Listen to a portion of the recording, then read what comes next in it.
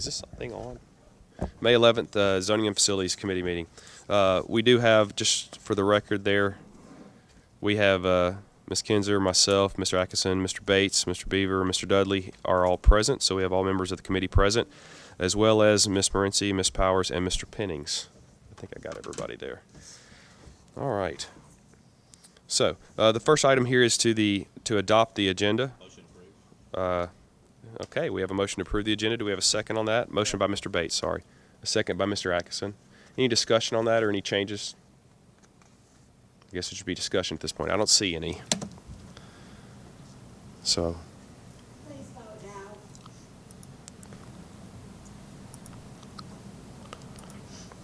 Mark me as a yes. Yes. Can we put it on autopilot so it'll move down automatically? You know, we talk.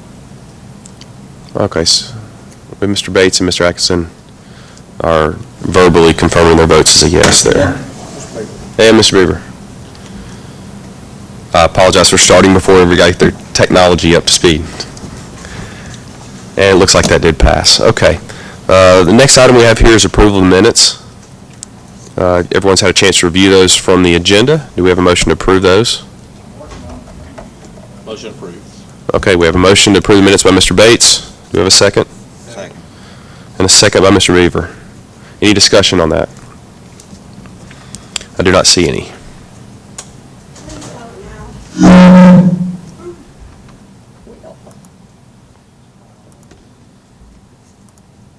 That'd be a yes for me too. Again. Same here. I'm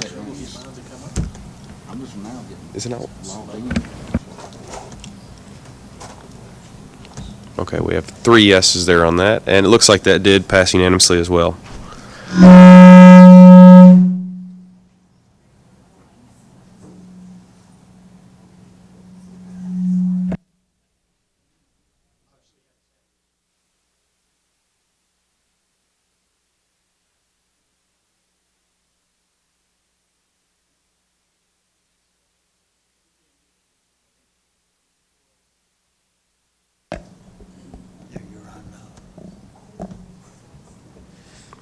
Is that, oh, wow. Okay, we'll keep going until it makes more noises there, and it sounds like it's about to. Okay, the next item we have is item 4, the capital projects report. And move on to I guess the first one would be under the architect's report, would be Marvin Wright Elementary. I guess we could probably tackle that and the Central High School at the same time, if there's anything to discuss on that. Mr. Chairman, I thought a representative from ESA was going to be here. Evidently, he's gotten tied up because he had told me he was going to be. What he did was just gave you a photo update on progress on both schools. You can see from the photos that things are proceeding very well. I know that Mr. Spencer is here, and he's going to speak to those as well, but they continue to work with us, monitoring both of those projects, and we are continue on the design work on the new elementary school as well. We've had meetings with them where we're meeting with our project team working on pricing and looking at options that we can bring that into a more favorable budget. Okay. Well, if any committee members or any board members have any questions on that, we can just get those over to Stan, and maybe we can have that come up at the next zoning facilities meeting. All right. We will move on to the next one with Hewlett Spencer Bell Associates Report for Central High School and Marvin Wright as well. Thanks, Mr. Chairman. How you doing, sir? Members of the board, appreciate it. I'll make this quick and painless, as I usually try to do. The biggest news is that we are slated to finish Columbia Central High School at the end of this year, December. That's early for those who may not know exactly what that means. And a lot of the decision based on the parking lot and the band room and tearing it down and the timing on all that really helped us. So we appreciate that and the efforts of our team. It's going to end up being a savings for the taxpayers in Murray County, by the way, simply because in construction, time is money, and we will be off the job early. So that's the good news. We're slated to finish the end of the year. The rain has hurt us. We've had a lot of rain, as you all know. It has hurt us a little bit. We're not behind. We're not worried about anything right now, but we have had some days that we've lost some work. But we're basically putting the last piece of the puzzle together at Columbia Central. the auditorium. If you go out there now, you can see the site work there. You can actually start to see the slope. I think from some of the pictures that you've probably seen, you're starting to see that take shape, where the stage would be, the band room, the orchestra room, where the orchestra pit would be in front of the stage. Those things are starting to come together. Underground utilities are going in. The plumbing rough in. There's starting to be walls put up in those areas. The ROTC room is taking shape. The band room, the orchestra room, those walls are going up. So again, we're on schedule right now at Columbia Central. And feeling really good about our wrapping everything up there on December. So the next time you get a report, you'll start to really see the walls formed up in this last section of the work, in this last phase. So we're feeling really good about Columbia Central, and we're on schedule at Marvin Wright as well. I'll just briefly say that we started on the cafeteria extension. If you've been by there, you've seen us coming out of the cafeteria there. We've got that going. And we started work on the back loop road as well. Again, the weather has hurt us a little bit on that. We'd like to be a little bit further along on that back loop road at Marvin Wright, but we're still okay to get it done on time. So that's my report, and if there's any questions on those two jobs, I'd be happy to answer them at this time. All right. Mr. Atkinson? Just like to ask about the propane tank out front or out the side there. At Marvin Wright? Yeah, Marvin Wright, when we be able to hook up the gas lines and all that. Yeah, Dave, go ahead.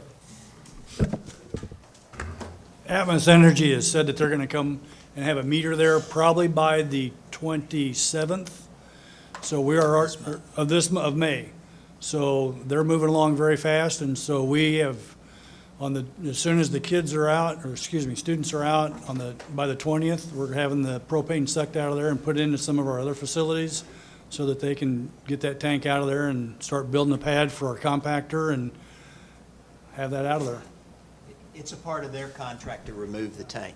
Yeah, it's part of the construction. They're taking the tank away and hooking up the gas line to the school. So that's all a part of the work that they're doing. So by the time they get through with the project, we will be on natural gas and the propane tank will be gone. We're very happy with the timing of the way everything's working, because you're a little bit worried when you're dealing with a utility company that you don't really have control over. There's always been a little concern on our side of the team, but it seems like everything is going to work out really good, timing-wise. All right. Any other questions? All right. I don't see any there. We can move on. I appreciate that, and thank you for the update. The next item we have is the train report. Do we have something on it?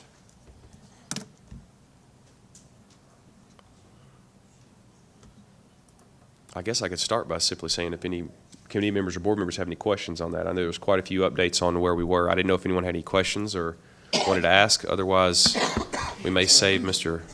Vada from having to Let me to us just too speak much. before he starts. He does have the status update, but he's also put together kind of a report that shows the ongoing work that they're doing based on the audits that they've done. And I asked him to spend just a few minutes on that, if that's okay with you all, to Sure. maybe answer some questions. The only problem is, where's Miss Parker? She is not here right now, but I tell you see what, that. this is all being recorded, so Okay. if you want to go ahead and present what you got, and she can review that as soon as it gets posted. I will, and thank you all.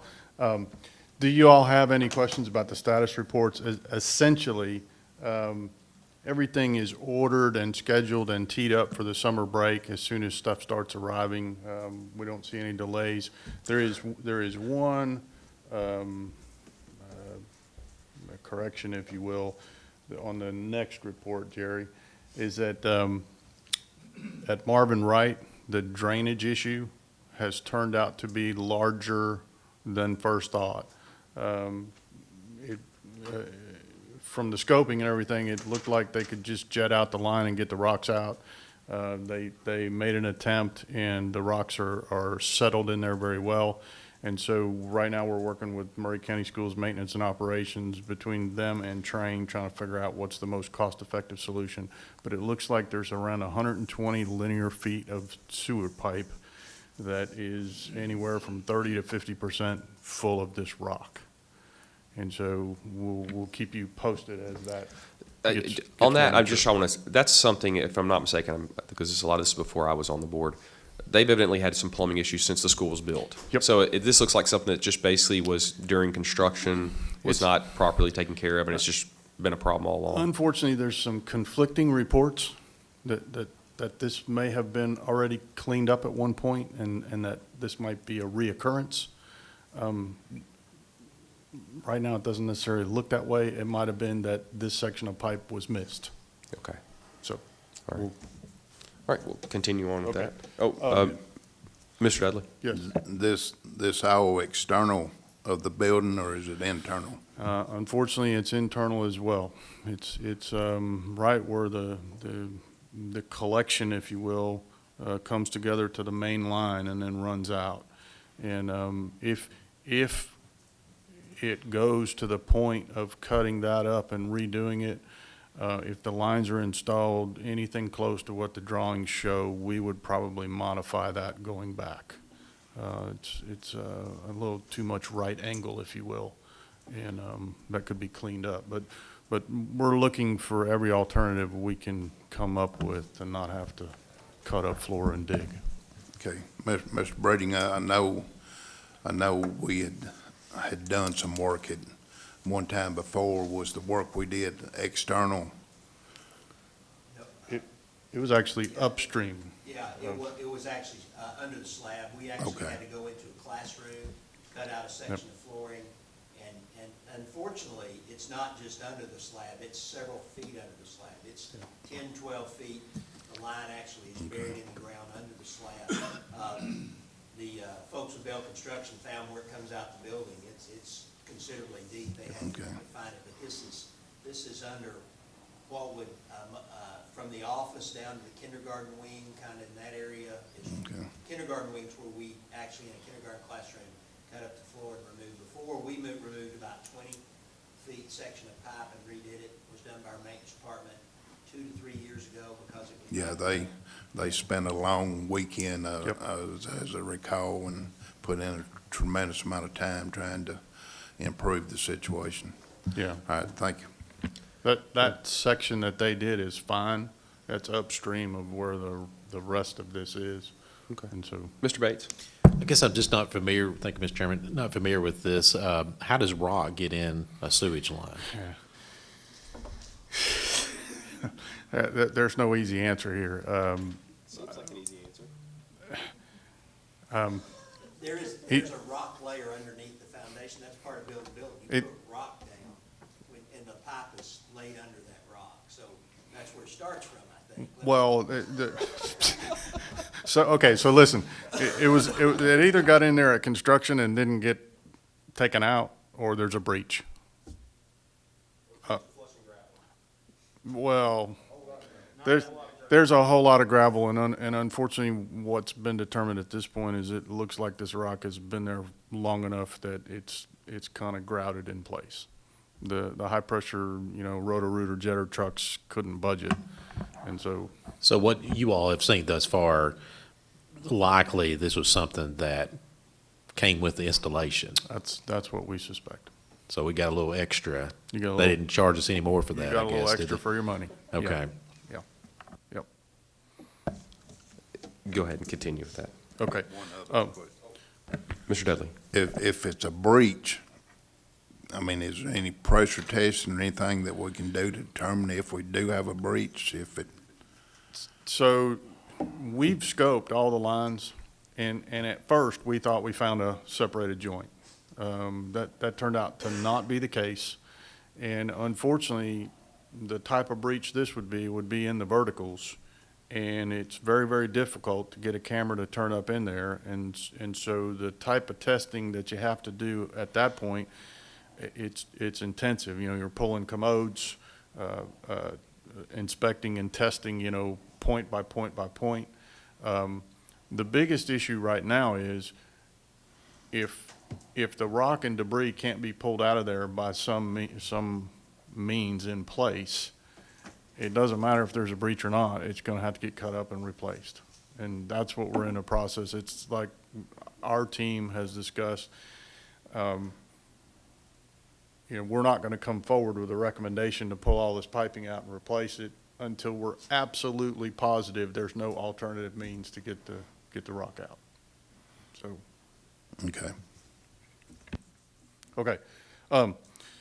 So that kind of wraps up the status reports, and You guys will probably remember, so the last facilities meeting, Ms. Parker asked some questions of me, and I got kind of long-winded, and she reeled me in, and basically what she was asking, she wanted to know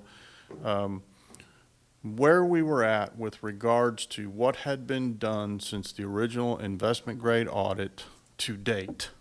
So, you know, you had the base program, and then there's been extra work done, and so on and so forth. And anyways, so I put some information together, and I sent it to Ms. Parker, and I think she sent it to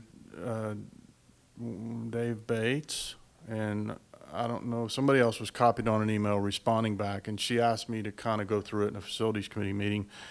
And as I was going through the data, I said to myself, I was like, this is going to be tough for people to understand. It's a lot of granularity, and so I've been searching myself, and I've gotten to know a lot of you folks over the years, and I kind of put myself in your position, and I said, okay, so if I was a board member, given all the different things that you guys are exposed to all the time, what would I really like to see? And so I think I've come up with something. I want to take you through the data quickly, so you know, you can fire questions away all you want, but I've come up with an idea that's really more of a visual. And if you guys like it, we'll talk through what we can do with it. Anyways, what's on the screen right now, and I'll just, this, this program right here, as this runs down, and Jerry, if you don't mind, it's about 3 pages. Okay, right there. So this was the original program that was submitted by this board to the county back in 2014 from the 2013 IGA. And if you all recall, the county removed or basically said they weren't in a position to fund everything additional that the board and Murray County Schools Operation and Maintenance had recommended. The only thing they were going to fund was Withhorn. Okay? And so, Jerry, if you scroll back up, you see all these things that were deferred, okay? And so, now, Jerry, if you would, go to like page 4, okay, right there. This is what I had sent to Ms. Parker, and I got to thinking about this, and I was like, she's looking at that going, he's crazy, okay? Essentially what this is an accounting of all of the base project and then things that have been done since the base project, and it's down to the what we call the ECM or scope level, okay, at each school. And Jerry, if you would, just scroll down, I think 2 more pages. One more. Okay. So I realize you probably can't see these numbers here, but I remember this fairly well. This number right here is the 17.5 million, which was the total audit results. And then this number right here was what was in the program. It was like $8,925,000. And then what's happened over time is the work in this line has been executed, and it's another like $2.3 million. And so right now, the amount of work that's been executed out of this investment grade audit is around $11,300,000. It's a little bit of a different mix than what was originally recommended to the county, approved by you all. And what's the dominant piece of what's not in there is Hampshire. About $1 million at Hampshire. Okay? And we'll talk about that a little bit as we go down. We updated this for this same report for Stan back in 2015, and I went and got it and re-updated it and sent it to Ms. Parker for 2017. This is as of for April 24th. But when I was doing this is when I started thinking about it. I'm saying like, okay, so I'm Danny and I'm sitting here and I'm looking at all this and I'm like, you know, he probably has other things to do. So I came up with an idea, and I wanted to float this past you guys and see if you like this, okay? Well, let's go to the next picture. Okay. So I said to myself, okay, if I go to the store and I'm going to buy a jigsaw puzzle, right? And I'm looking at the box, there's usually a picture of what the finished product is on the front of that box. And that picture influences me whether or not I want to buy the puzzle. And that picture also helps me when I'm putting that puzzle together, okay? So I said, what if we made just a simple dashboard? We listed all the facilities, and essentially we came up with, like, you know, green, yellow, red, with the goal is we want to get the whole board green, okay? And so I just took the schools, and, you know, so I've got a little weird color coding here, and we can clean that up. Right now, this is kind of a proof of concept, if you will, but it's like if you take Culleoka. So right now, from a mechanical standpoint, we're going to be implementing some hefty mechanical work this summer. And once that's done, what's left at Culleoka is all what we would say green. It's maintainable, other than, using my legend, there's some opportunities to do some enhancements to the school. But those are opportunities. Those are not things that are limiting functionality, comfort, so on and so forth. Basically, I just took that same approach going all the way down. And so, like, you know, these first two schools here, when we get done this summer, those are going to be maintainable by Murray County Schools Maintenance and Operations. Sure, they may have some maintenance contracts. They may rely on some outside vendors to do certain things at certain time, but those schools are in relatively good shape. And then you come on down and you look at the next schools, and I can't see my years from here. I think I put ones in both of those, and we may need to do some calibration. But in many of these cases, the mechanical systems are at the end of their useful life chronologically. We need to tune that a little bit in terms of, you know, okay, so they're 15, 20 years old. Are they going to be okay for the next 2? Are they going to be okay for the next 3? But we need to go on and start that planning process, because this gets into the discussion about Hampshire. Okay? And this is a great analogy, if you will. So in 2013, we presented information to schools leadership, and in 2014 to the board, where we said, listen, at Hampshire, you've got about $1 million worth of HVAC and controls that needs to be addressed, okay? You all approved it, and it went into the packet that went to the county. The county ultimately said they couldn't fund it, okay? So it went by the wayside. Well, in 2016, you all ended up having to replace a chiller in an emergency, you know, just call it $113,000. Right now, we're replacing an air handler for the cafeteria. That's another 20 grand. And now, Jerry, next one.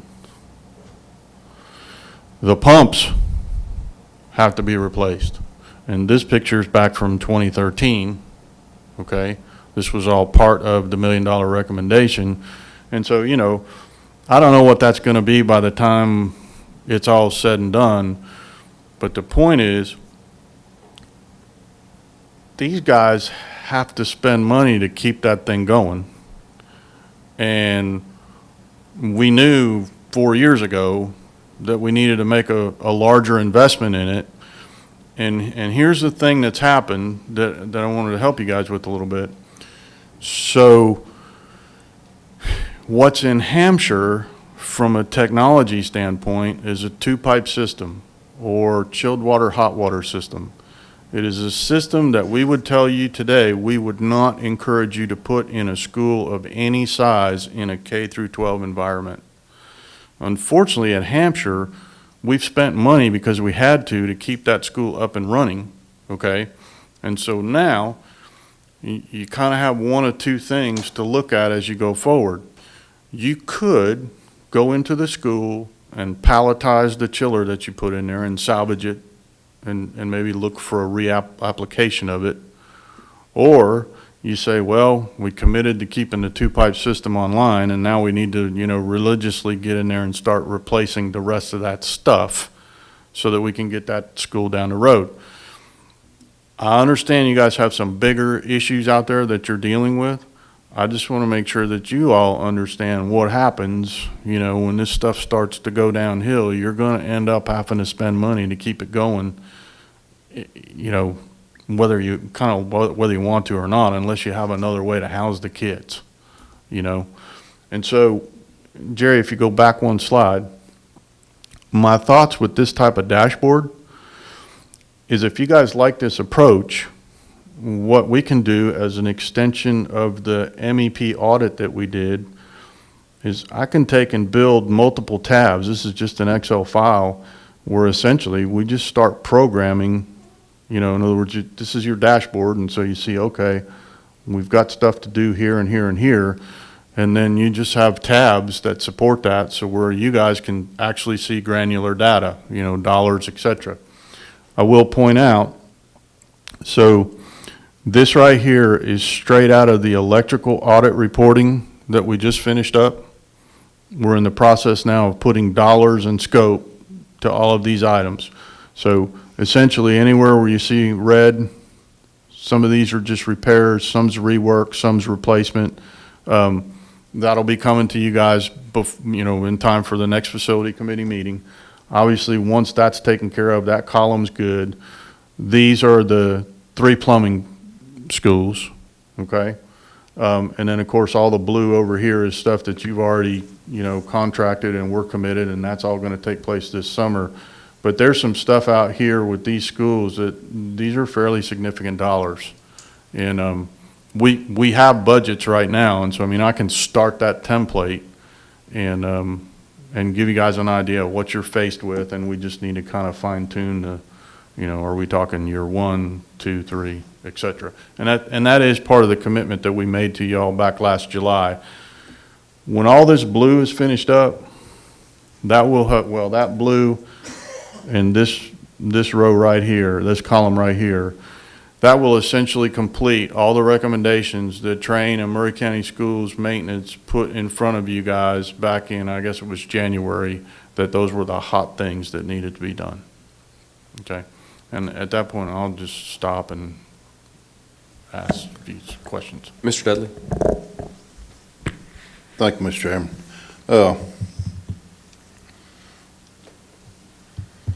Like I said, I remember Hampshire was an issue. Cullioca, we've pretty much got it all under control as far as we know, correct? Yeah. And I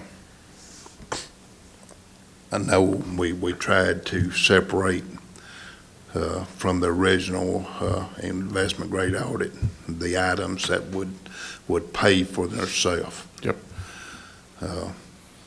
Is there any other items that would pay for themselves that we haven't done?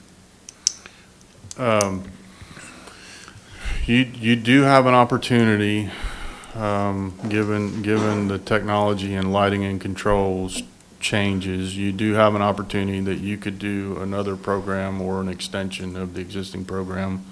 Essentially, you have an LED lighting opportunity that is interior, exterior, and parking lots. And there's a relatively good chance that in combination with controls at some other facilities could easily cash flow. Okay, I mean, I guess 10 years ago, we did a lighting upgrade, which paid for itself, from my understanding, but at that time, LED wasn't really an option. And so you feel like if we did the LED upgrade, that we would see significant cost savings in our utilities, and it would pay for itself? So the LED, what's happened with the LED platforms, and I'm sure you all have been to Home Depot or Lowe's and trying to buy light bulbs these days, and you're standing there in the aisle going, what do I do? I'm with you, by the way. But the LED platform has significantly changed in the last 2 years. A couple things have happened. We now have major manufacturers in the LED industry. We have UL listed products. The price point has come down. The warranties have stabilized and gotten really good. An LED lighting platform change in Murray County schools engineered today would provide a 15-year lighting solution. So it's interesting because the industry is being challenged in ways we never thought with calculating maintenance savings, all sorts of things, because you get into what's called a bathtub effect, where old technology, and I say old, it wasn't that long ago, incandescent lighting, fluorescent lighting had a predictable lifespan, that typically 4 or 5 years in, you were going to be relamping, reballasting, etc.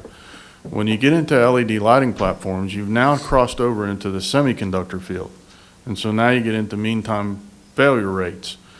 So what the bathtub effect says is if you go through Murray County schools and you do all this lighting, you're going to have, maybe a 1% crib failure rate at the very, very beginning.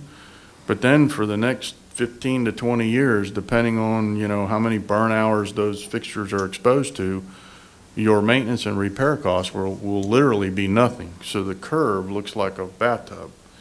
But then, you're going to get out there in time, and all of a sudden you're going to have to redo the lighting. And, at that point it'll be, well, is there a new technology, or are we going back with LEDs or what? But the lighting platform will easily cash flow itself in a lot of cases within the warranty period. So the warranty periods, like right now, we've already done an investment grade audit here, and we've used that data. We have pretty good numbers already.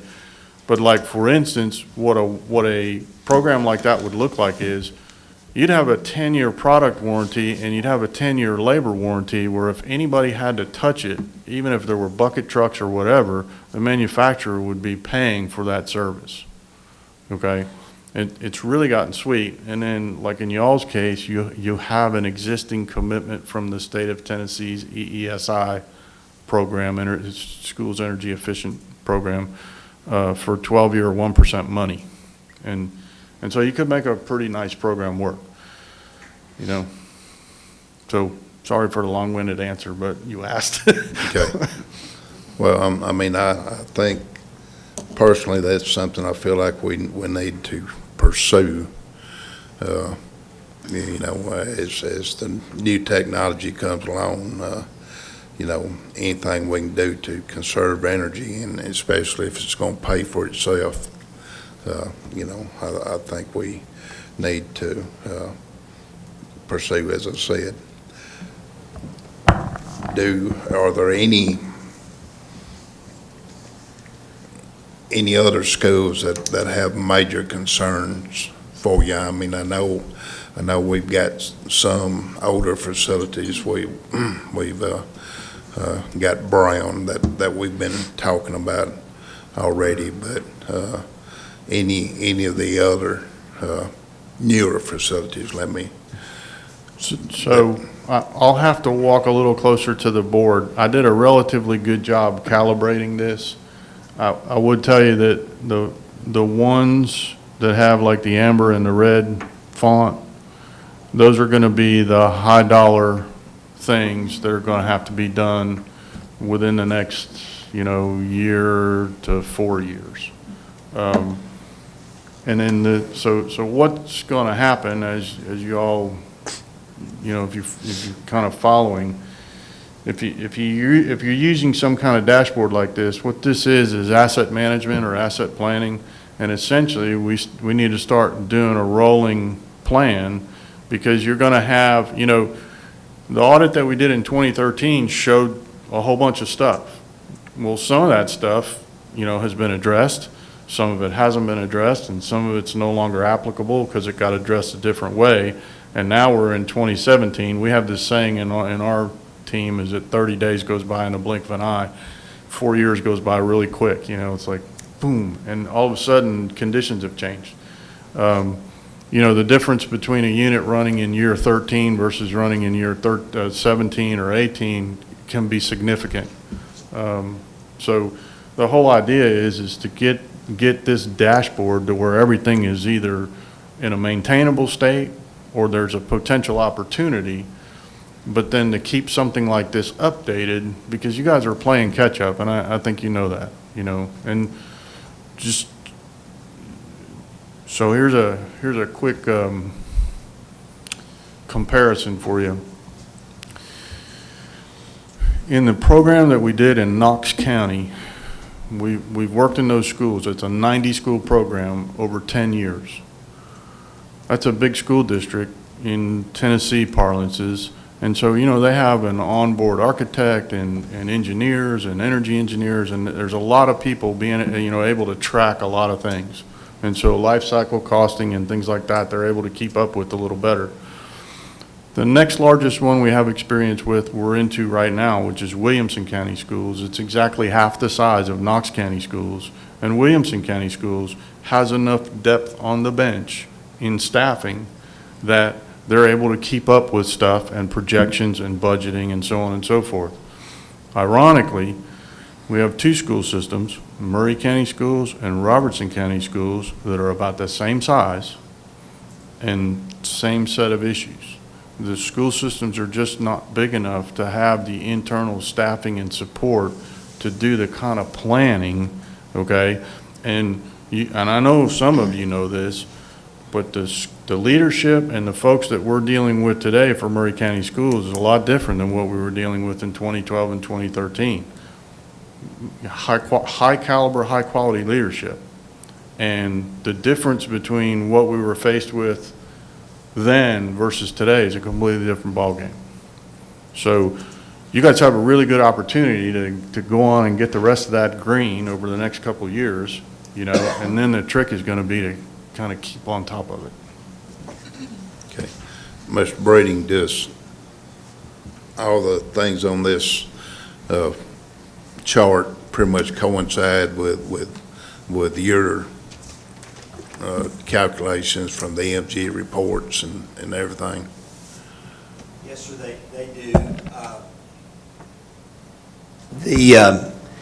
You know, that's the thing, and I know this gets confusing when you don't look at it every day, but you know, we have 23 facilities, 2.3 million square feet. There's a lot of stuff. And so what EMG helped us do was just identify all that stuff, and then based on the age of that equipment, predicted life cycle of that stuff. And so what we've tried to do then, and we've got several folks here tonight who are going to help with that. We're talking about this, we're going to talk about roofs in a few minutes, is take that list and say, this is predicted life cycle, but let's go do a deep examination and see which one of these really is in trouble first, and help us prioritize, because as you all found, we don't need to just walk through the list and because it's 20 years old, now it's time to replace it. Right. We need to see if it's still working. And so it does line up with that, but there are some things that you have to replace sooner. For instance, Mr. Vivada mentioned they did their audit in 2013. There were some things that now are 4 years older, and they didn't look like they were in bad shape in 2014. And even there's some things that didn't show up then that the EMG audit hasn't said. There's a couple of, we didn't put them on the agenda tonight, we're still working on them, a couple of units at Mount Pleasant High School that EMG says their normal life expectancy, they ought to last for 3 or 4 more years, but there's already major components in them that have started to break, compressors and heat exchangers. And so we probably need to go ahead, instead of spend tens of thousands of dollars to repair them, replace them now, because they only got about 3 or 4 more years really of expected life. And so so this kind of list, I'm giving you a long answer, Mr. Dudley, but it coincides with all that, helps us do it, but it's not as simple as being able to say, okay, here today we're going to put together a list and we can work on that for 10 years, because it's going to change all the time. Right. Because things are continuing to degrade, but it's good to at least identify all those things, and that's really what EMG helped us do. Yeah, keep in mind, this is just mechanical, electrical, and plumbing. Stan and Dave and everybody are dealing with all, you know, roofs, windows, this, that, and the other, so. Okay, well, thank you, Mr. Brading. I certainly appreciate that, and then I realize that we've always got a moving target. There's been numerous times that we've appropriated money for something, and then we ended up having to spend it on something that we never even thought of being close to needing repair. So yes, I understand that we've got a lot of unknowns.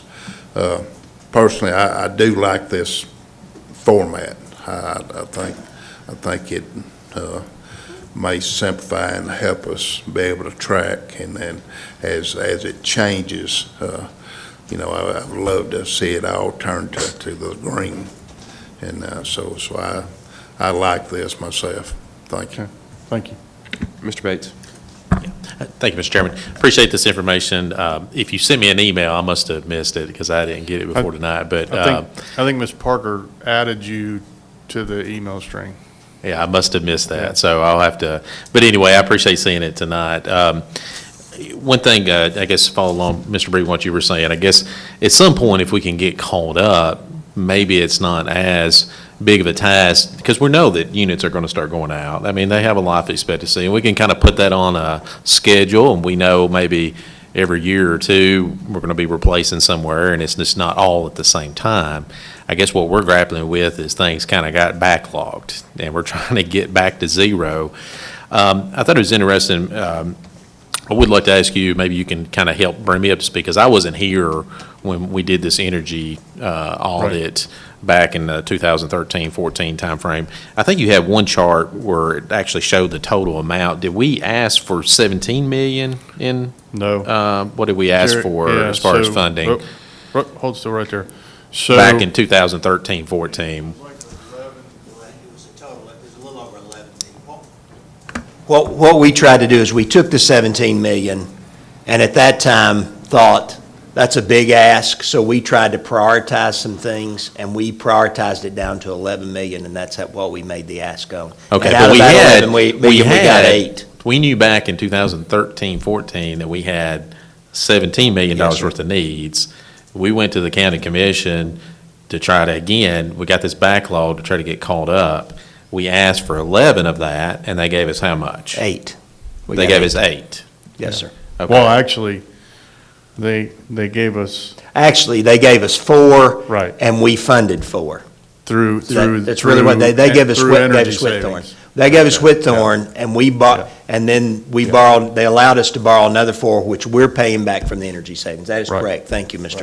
All right, Provider, that is correct. so we had 17, basically a $17 million list back in 13-14. They gave us 4 million, we put in 4 million, I guess, out of fund balance. Well, or- No, or it was a savings. bond issue, but we're repaying it. Oh, we're still paying, that's We're- right, it's on our, Yeah, that's the okay. bond we're paying. Yes, sir. All right. But we are paying it from the energy savings. So that left with still a 9 million on the to-do list. Correct. And we have, I guess, been whittling that down Yes. some more You along the way, what was left over, the 9 million. Right. And what's what's left over is like is it the 2.3 million? so the 2.3 is what you've been whittling on. Plus, there's another list that's not up here. I didn't want to muddy up. So what's the- basically left over out of, we had the 17 original, we put down 8, So- left 9. What's the amount that's remaining off that original list? It's like 4.8. 4.8.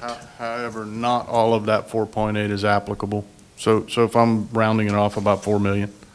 Now, the thing to keep in mind is, I wouldn't go back to those remaining items and try to implement them as they were developed in 2013. Yeah, and I remember, I understand that, but I guess I'm just trying to figure out how much progress we made. And I understand we may have to kind of redo that list, but we started out with 17. we got 4 from them, we put down 4, we got it down to 9. If Right. it's down to 4 million, we've whittled that down by another 5 million over the years or so. And I know it's maybe not rough. So, okay. And as far as replacing some of these, this energy self-funding thing, is it some we could replace and the energy savings over time would be enough to fund that? Is that how that worked? So what you're talking about, it's called performance contracting, and we don't need to get into a real long conversation, because there's performance contracting done wrong and there's performance contracting done right. But in theory, the energy savings helps to pay for that cost. Essentially what happens is the guaranteed energy savings creates the debt service capacity for you to borrow the money and pay for the work. Okay. And in your case, Train is underwriting those savings. So if there's a shortfall, we're going to ante up a check on an annual basis for the shortfall. Okay? So we had some projects that we could, just for the energy savings, we could almost over time fund the total cost of that. Is Yes. that, and that's the hope. But I guess, so some though, I guess it wasn't going to be that we could actually get enough savings to be able to pay for the total project. Is that? That's correct. Okay. And so you end up with an opportunity that if you have available debt service capacity or you have excess fund balance, you can always choose to do the things that don't completely self-fund. You're essentially buying them for some portion of a dollar.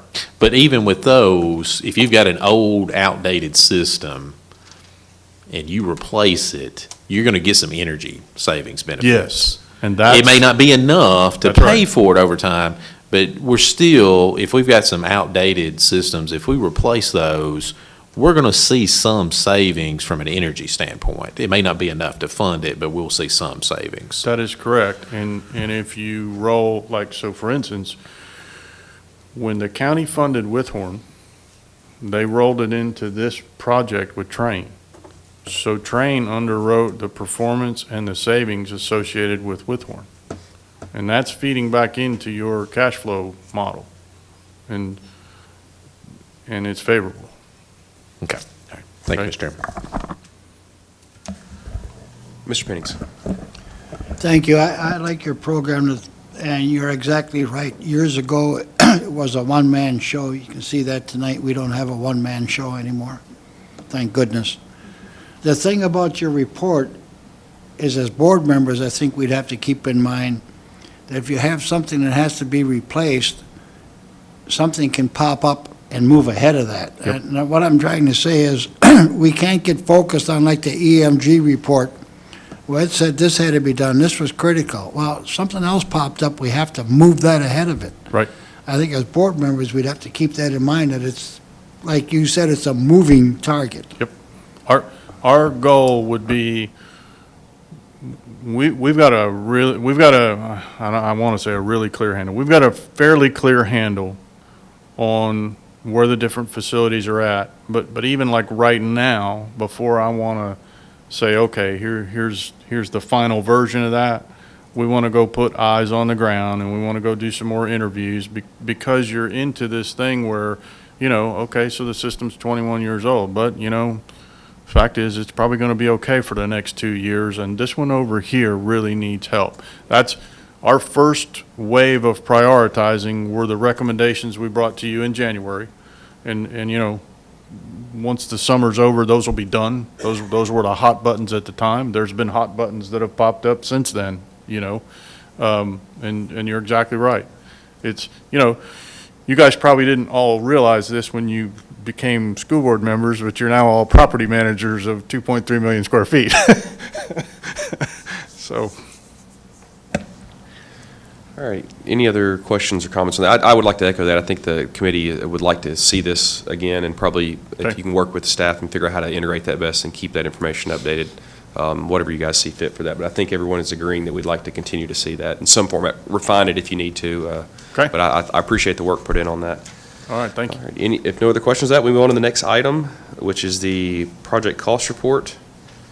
There's a couple attachments there. And if I could, I think that's a good segue into that, Mr. Chairman, because what we are doing, obviously, is we are now working through, if we could move to this report, Jerry, you can see, we're trying to work off of this list that was put together last year from the EMG report, where we identified items that equal to about $16.5 million. Now, you will remember, EMG identified $30 million worth of first-year items. We tried to offer an alternative, and we tried to go through and pick out what we thought were priorities.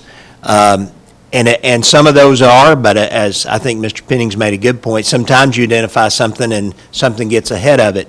And a perfect example of that, we're going to look a little bit later at roofs. In the original $30 million list, they recommended a new roof at Whitthorne Middle School. Well, we walked around Whitthorne and said it's not leaking too bad, so we didn't include that in the $16.5 million. But as we got into it, we realized that we needed some expertise. We're not roof experts, so we asked around. We actually asked several people, other school districts in Middle Tennessee, some other government kind of agencies. And we found a lot of them recommended Rinks Roofing. So instead of just having Rinks come in and look at what was on the list, we said, here are the roofs that EMG identified should have to be replaced in the next 5 years. You all go look at them and prioritize which ones you think are the most need. They did that. We brought back that to you a few months ago and decided that based on their recommendation, we would work on replacement of Whitthorne, part of the roof at Culleoka, and then we decided to try repair at Woodard versus a replacement because of some experience we've had with others of those. They, tonight, are here. Mr. Hall's going to talk to you in a few minutes about the bids that we now have to replace the roof at Culleoka and at Whitthorne, because those were the highest priority roofs that we had to deal with. They also brought us a recommendation that we look at a different type of material. We've been, over the last several years, putting on our roofs that have a membrane type surface, we've been using a PVC product, which was recommended by a former architect. They recommended that we move to an EPDM. That's kind of where we used to be. I will tell you that since we've gotten into this, we're starting to notice some problems with the PVC roofs. And I didn't bring pictures, but right now we had problems a couple years ago at Mount Pleasant High School. We have problems at Central on the vocational building. We were at Hampshire the other day doing a walkthrough and noticed the same thing. What happens is the roof starts to shrink and it starts to pull up the fascia board around the side of the building, and then water starts to come in underneath that because the roof the material shrinks. Now, I don't know if that, they didn't tell us that. We're just starting to observe that. So we feel like they've made a good recommendation. Material costs are similar. It's not a difference really in costs. But we think they've brought a good recommendation to us, and they come highly recommended as far as, and interesting, you'll see when the bids are on, the bids that we got, 3 companies who bid, were very tight. I mean, there wasn't much difference. And so we felt like, again, I don't know if in the bidding process, if you get 3 bids that are pretty close together, it makes you feel like you got a pretty good bid. Versus one that's a whole lot lower than the other 2 makes you suspicious or something. So we feel pretty good about that, so we've got a recommendation. But what I want to talk to you about this list is we are, even though, like I say, things continue to change, we know this is the pot of money we were given to work with. So we're starting to try to go through on this list and keep it updated. So we're highlighting in green. I tried to pick some kind of system that was easy to follow. A green line means it's done. A yellow line means that you've approved it and we're at work. A lot of these yellow projects are scheduled for the summer, just can't be done until summertime. And then we have gone through and lined out anything that is being done somewhere else. Now, there's things that have black lines through them. Those are food service issues, and we're going to do those under the school nutrition budget. But I went through this time, and we put red lines in some things that we've been able to eliminate. And there you're going to see on there a couple of things that we hadn't done until this time is based on Train's analysis and recommendations.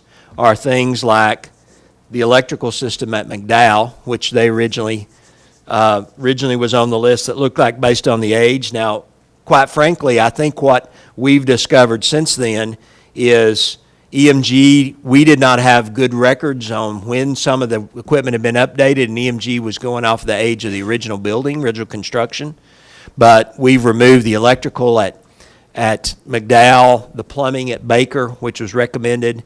And so by doing that and updating the list, we now are showing, if you go to the very end, that with the funds that we have on hand, we have either been able to complete or mark off $9.9 million of the list.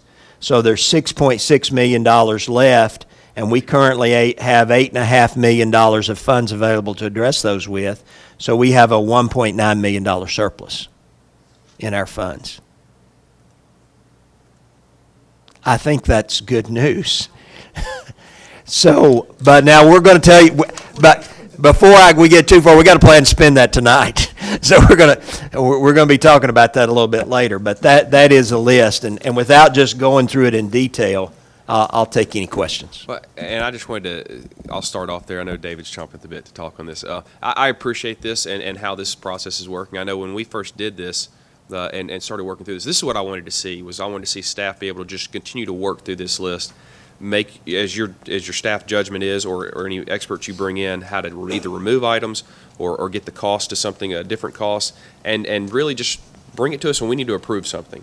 And I think that's where we're getting to at this point, and I really appreciate you guys getting us to that point. I know it's been a lot of work, and it's been a lot of months trying to get it to that, but I think it seems to be now we're in a process where you guys are able to smoothly bring those things to us and just keep making those decisions as they come up. And again, as Mr. Penning said, some things are going to pop up, and I'm going to trust that you guys are going to be able to make those calls when it needs to move up the list and bring it to us and sometimes that does mean we've got to bump some things down because of necessity, but that's what you guys are supposed to do.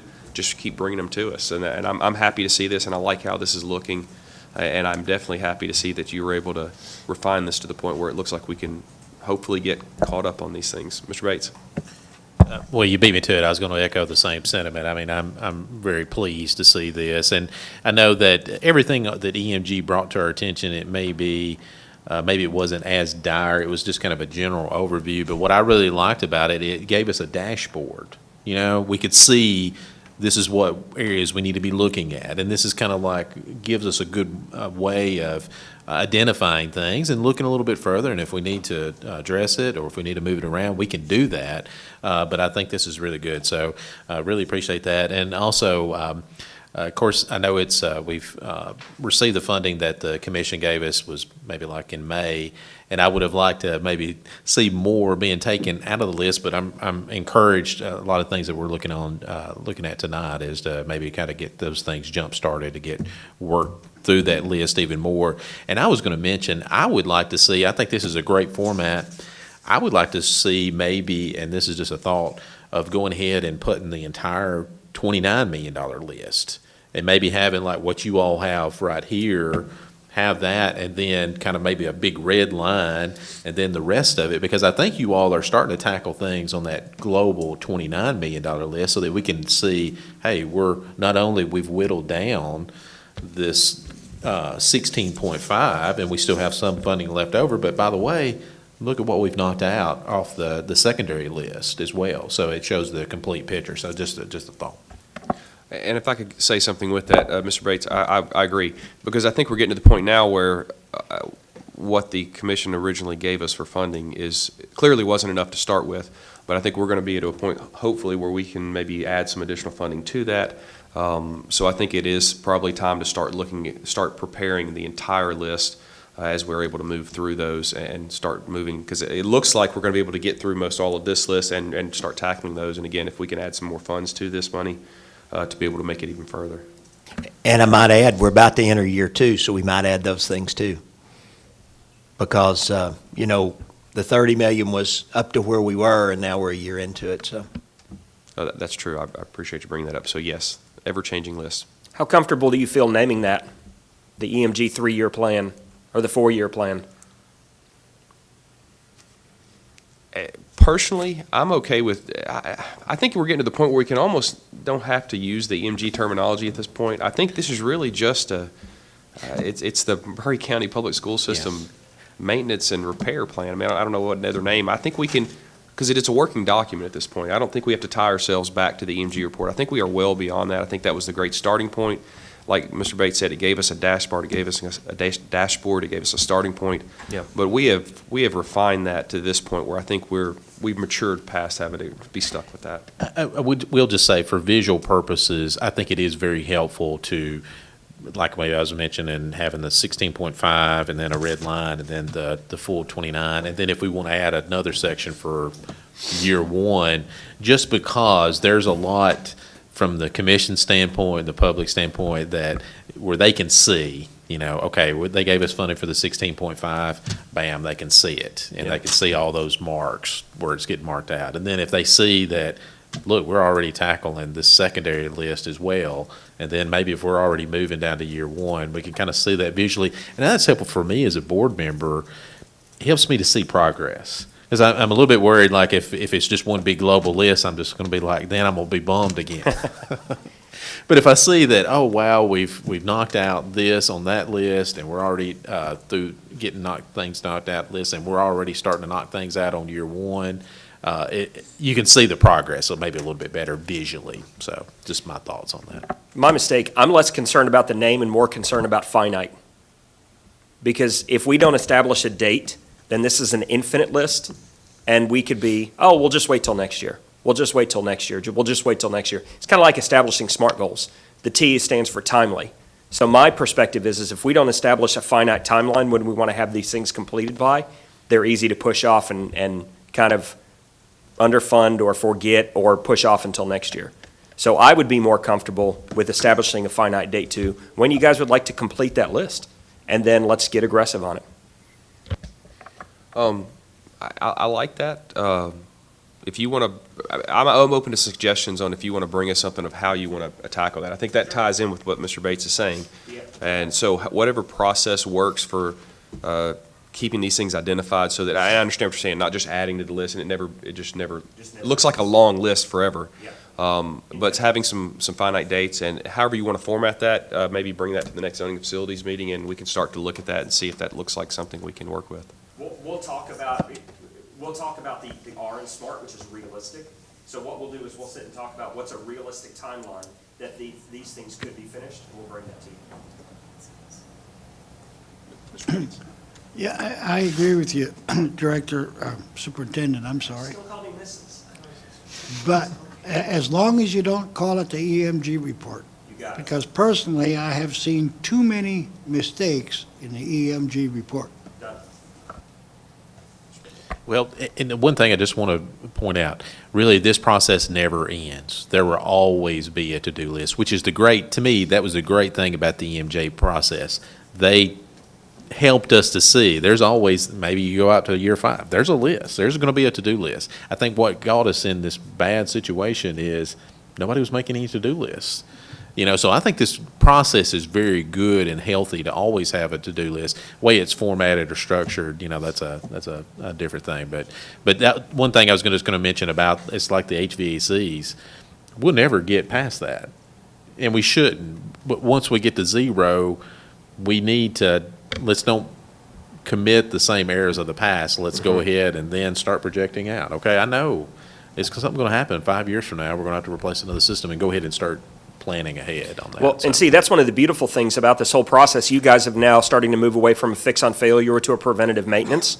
So what we're hoping is with Stan and Dave's continued work is that we can start to prolong the life of some of these HVAC systems, because now we're in preventive maintenance mode. We're not waiting till the car runs out of oil. We're getting the oil changes as we go along, which is going to extend the life of the car. I know you love analogies, so that's the idea. Mr. Dudley. Thank you, Mr. Chairman. Well, I too agree that I don't necessarily feel like we need to keep using the EMG as title on our reports. It's time for us to take ownership and all from this point forward. And I think we're doing a great job. Two, since since we've been able to have a lot of savings and all in the method that Stan and Dave have brought stuff to us, I'd like for us to get all of these items done. You know, I know oftentimes our procedures cause a lot of delays in following state law, and you know, unlike private enterprise where a man can make a decision overnight, it takes us a period of months to go through all the processes that are required. But you know, I'd like for us to start that process and every month have some of these before us. Mr. Breeden, one thing I was going to ask too, and I've spoken with you about this in the past. Are there any things we can do? And I know Mr. Bates brought this up about it would have been nice if we could have had some more of these things, had more of this money spent, essentially. Are there any other things that any assets or tools your staff or you guys need to be able to get these things done as quickly as possible? Obviously, we do have limited resources just to take everything out and bid the jobs and get them done. That's why we are trying to utilize partners like Train. We're using, you'll see tonight, Hewlett Spencer to help us on some of those, hiring an engineering firm like Rinks to put together the bid specs. We didn't write the bid, they wrote the bid and put it out to bid, so that helps. We're getting down now to some smaller things, and a lot of these we can start to tackle ourselves. We're going to recommend to you tonight that we tackle some of these ourselves. Sidewalk repair, replacing ceiling tile. So those help. But it is a big thing to manage, you know, just to keep up with the tasks. We probably are going to need, until we work through this list, I mean, we probably need additional help, but at this point, I'm not sure I'm ready to quantify that. Okay.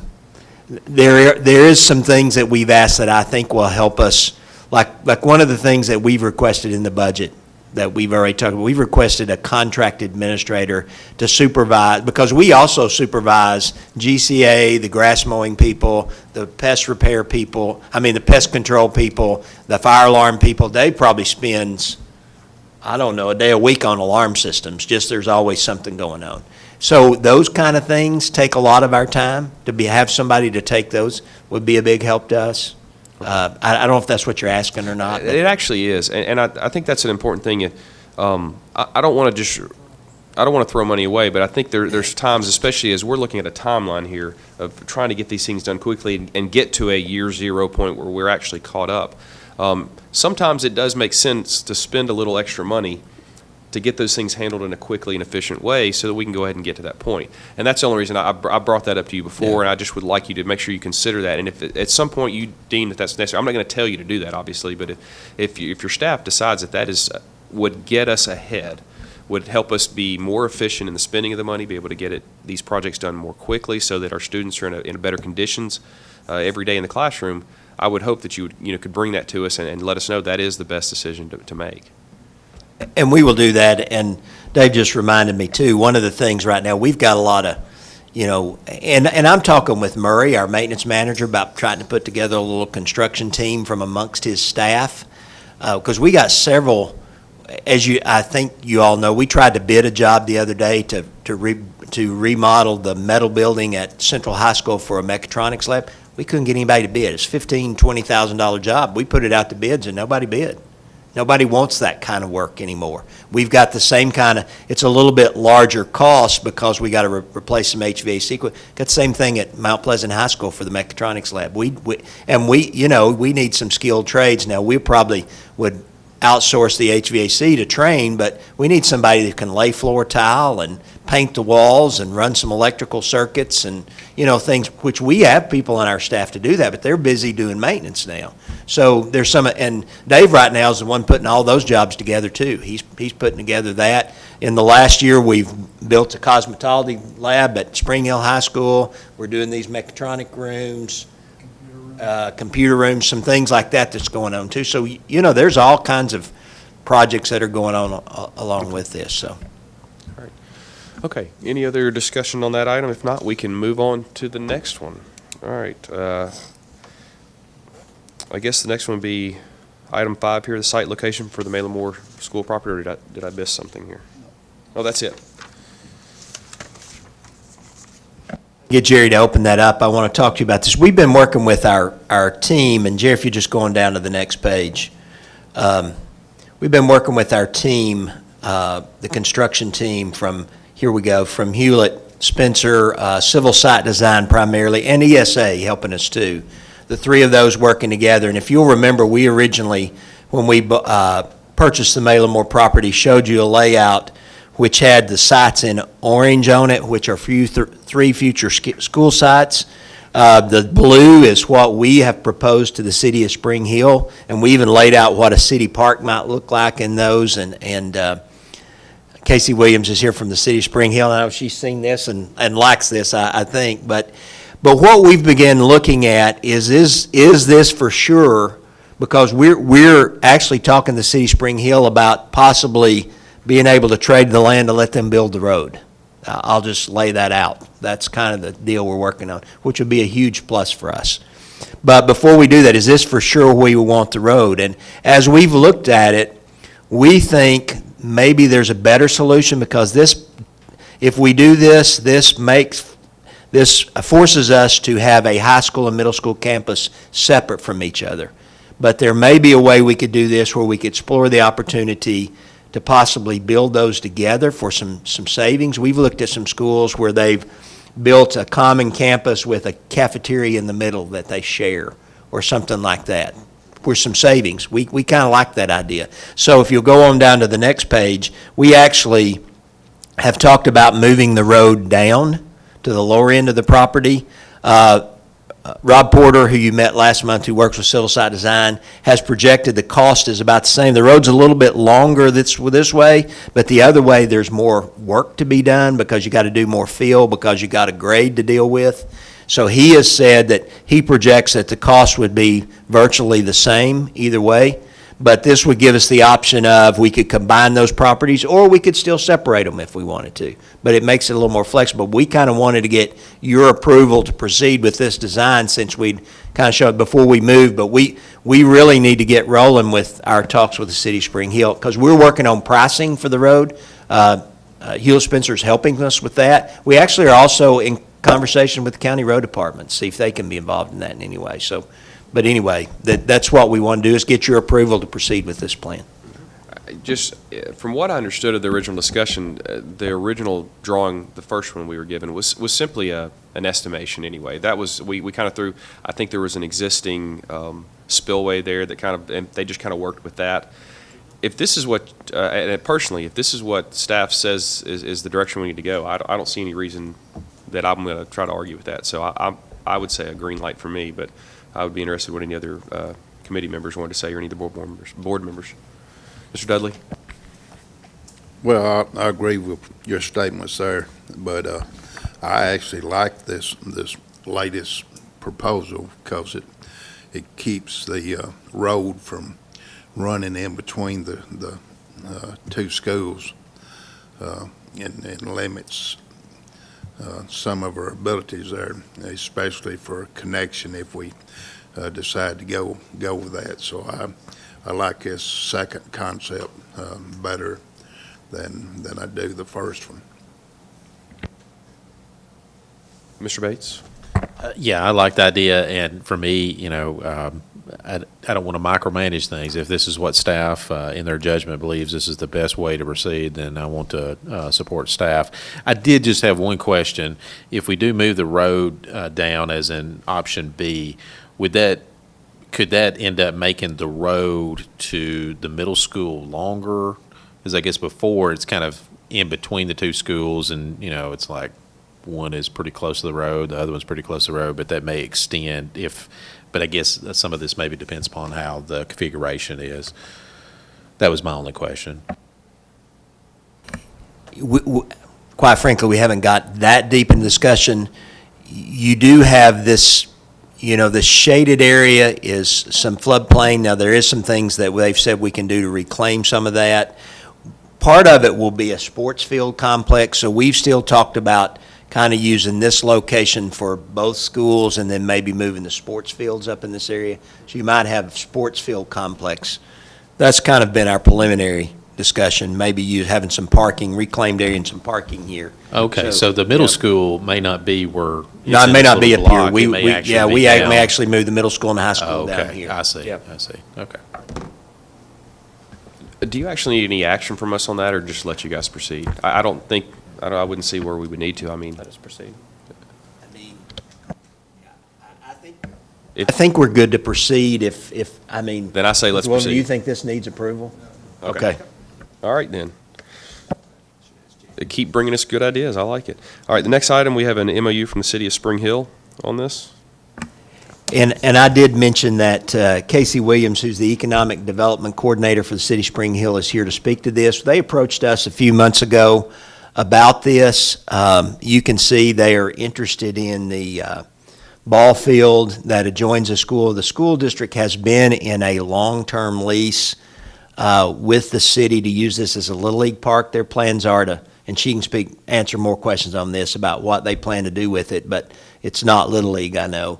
But the thing that they have offered us, which is very attractive to us, is to turn the Tomb Pradas Road, which runs between the ball field and the school, into a city road. Currently, that is not a city road. It is school board property, and it is used as a city road. It is essential to our school drop-off and pickup, but is totally on us to maintain. And we got into a couple of years ago, the road got in really bad shape, and we talked to the city, and they said, well, it's not our road.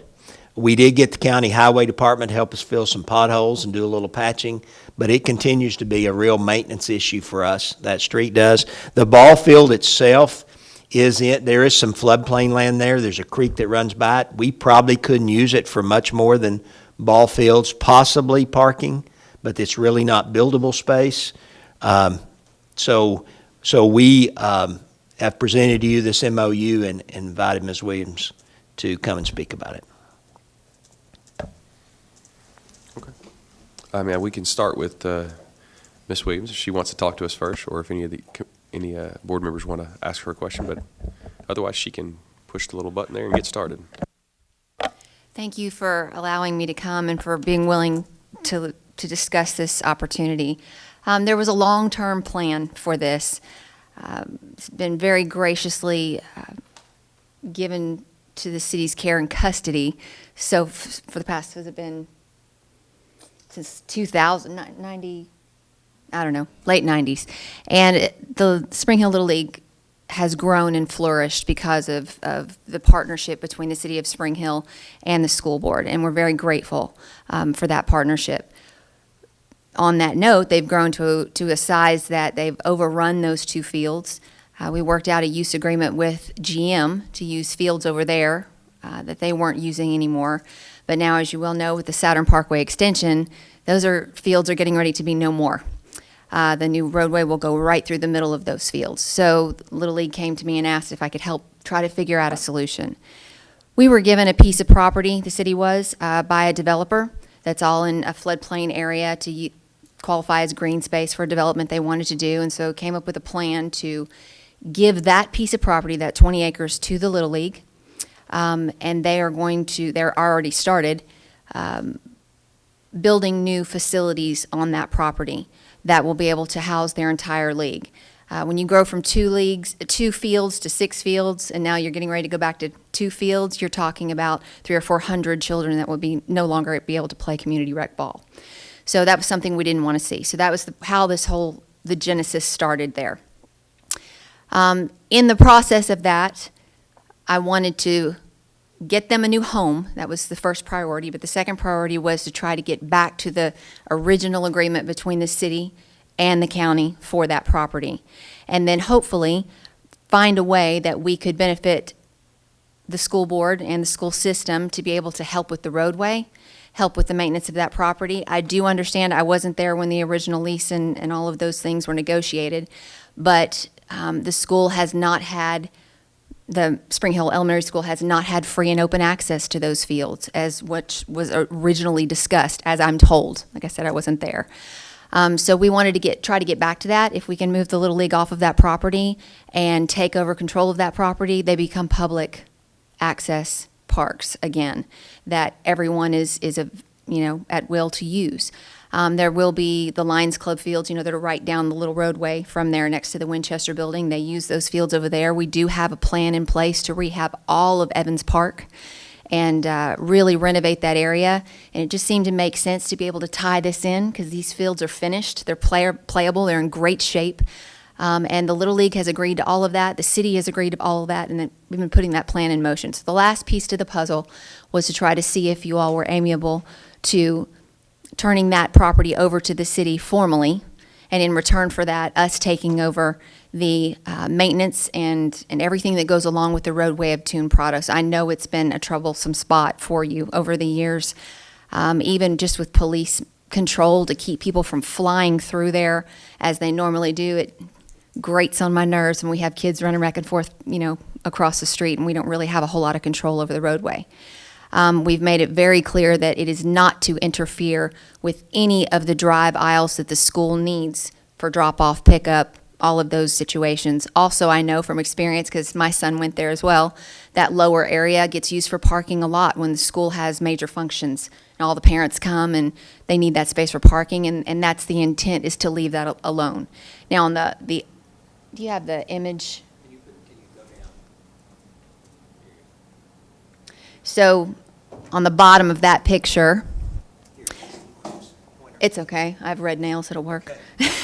The bottom of that picture is actually down closer to Evans Park. The little kind of rectangular area, those are some batting cages. There may be an opportunity that we put a playground or something in that area, that little sliver of green space. But again, as he mentioned with the flooding, we wouldn't do anything probably structurally. Of course, I can't commit to anything that the Board of Mayor and Aldermen would or would not do, but allowing this deed of this property would connect at that bottom edge into the Evans Park. So then it turns the park into a much larger area, which is a benefit for the city. There's no denying that. We want to provide more places for the kids to play, not only organized sports, but recreational, just having a great time. And I wish, actually I did, if anyone wants to see a picture of that conceptual plan, I have it with me. It'll be beautiful once it's done, and during budget talks right now, they're talking about whether or not they're going to fund that. So this is kind of the last piece of that puzzle. I am here just to, both legal teams, I believe, have looked over it, the city's attorney as well as yours, and this is what they've come up with. So I'm here to answer any questions for you. I'm here to take back any suggestions that you want to go before the Board of Mayor and Aldermen, what you like, what you don't like, to seek their approval or what we need to change and see if we can make this collaboration work. Thank you, Ms. Williams. Mr. Dudley. Thank you, Mr. Chairman. So the only real change of ownership of property would be just the roadway. The roadway would become a city street, so we would take over the maintenance for that, which is now on your books, and in trade for that, you would deed the ball field property to us, the 3.9 acres, to the city of Spring Hill. So you actually become ownership of the land. Yes, for sir. the ball fields. Okay. Well, I'm going to go ahead and tell you my opinion. I'm opposed to that. We're seeing that land around some of our existing schools is needed for purposes that was not realized years ago, and due to the fact that they no longer make any more land.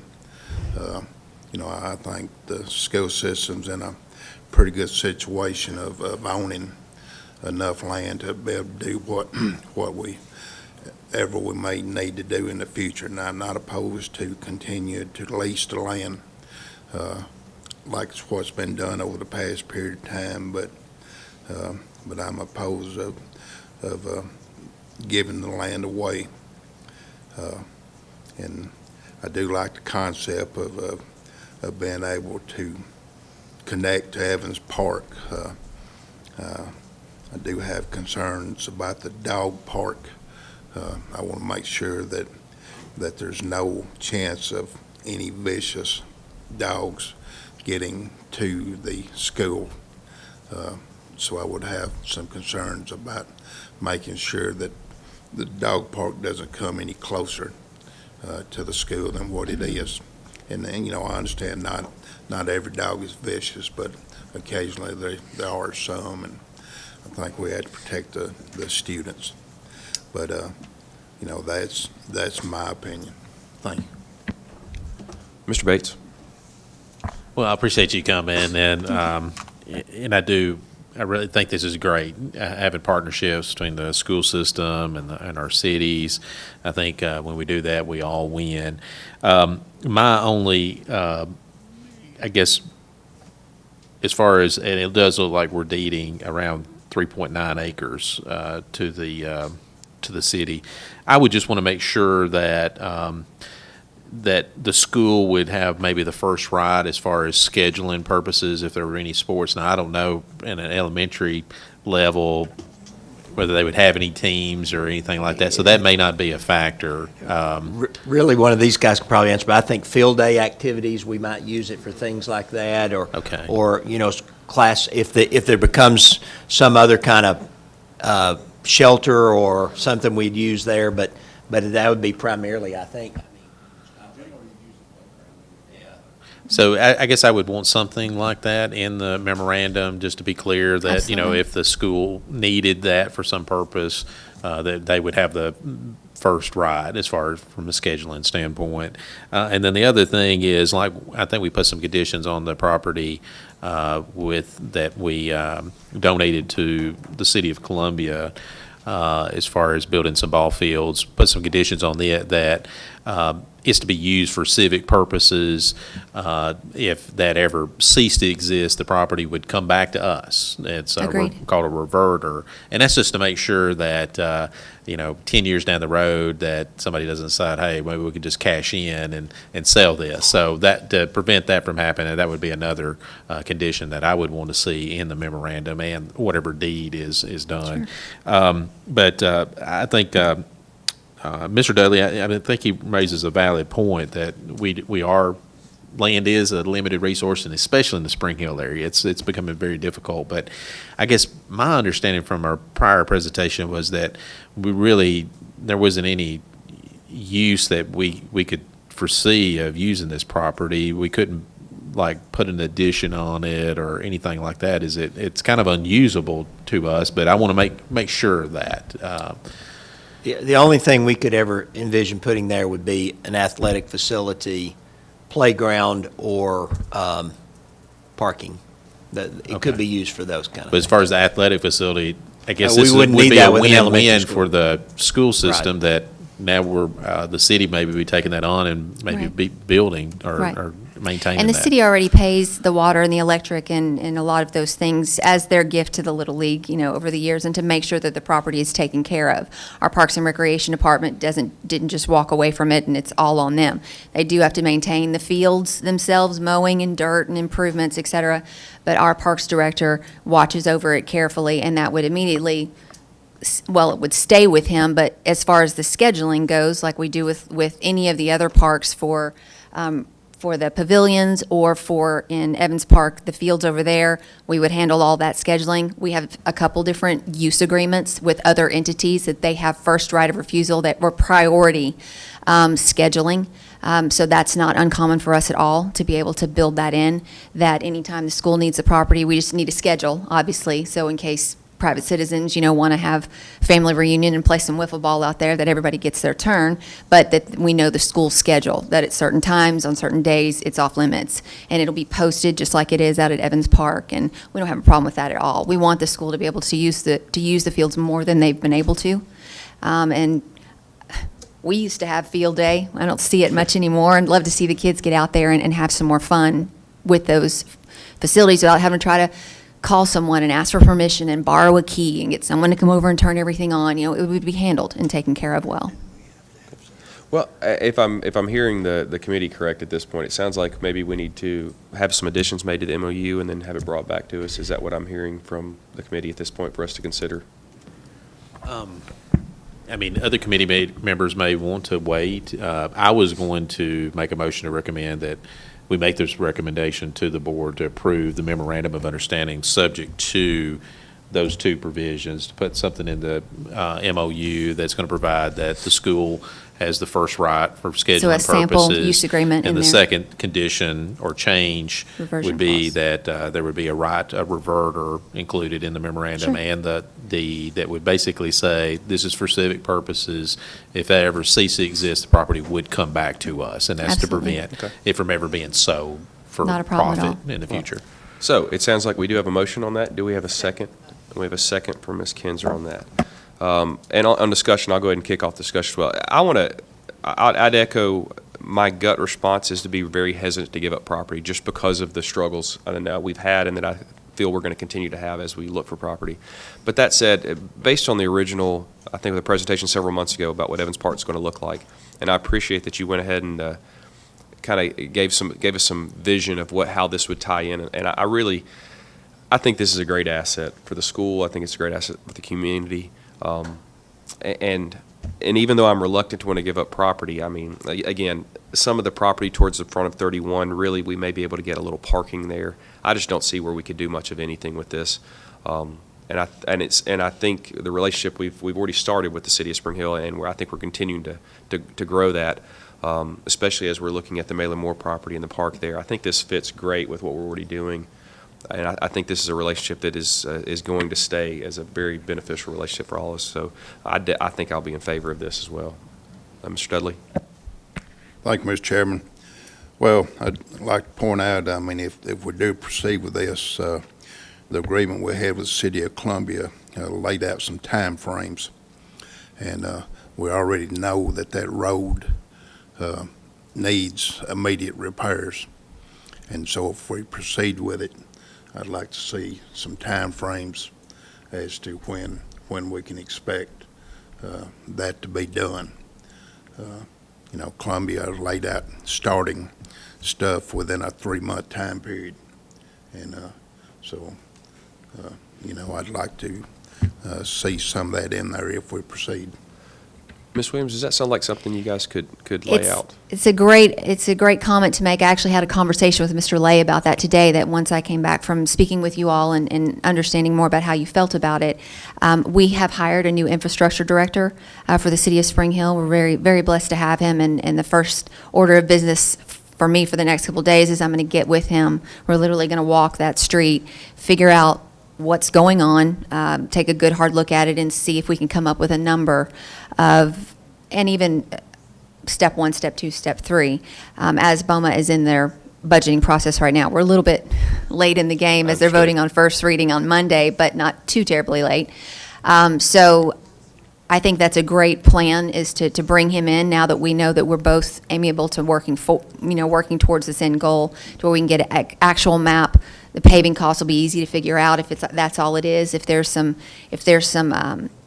work we need to do to the underlayment, we can look into that as well.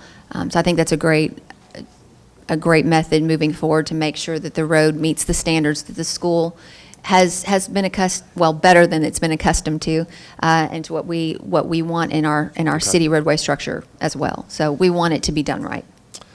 Well, I guess since we have a motion Mr. Bates, was your motion to actually take the suggestions you made and actually bring this to the full board?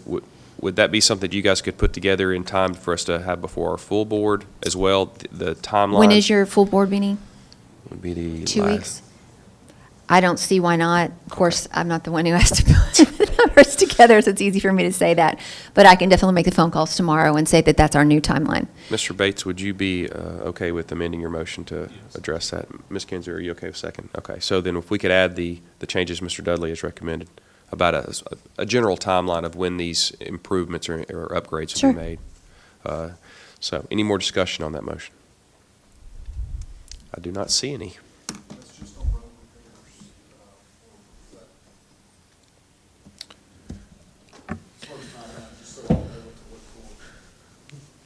If my recollection is I guess with the City of Columbia MOU, did it give some dates, like when they were going to start? A bit more comprehensive. That yeah. was some ball field upgrades, some restrooms, and some other things that may not necessarily apply to this particular track. Right. But just- But I would think, I mean, as far as maintaining the road, I don't see why we couldn't go ahead and deed the road, or once they take possession of the road and become owner, they're required to We're on the maintain it hook. from that Absolutely. point. I mean, now when they get to that may be something we want to put some time frame in there, a reasonable time frame.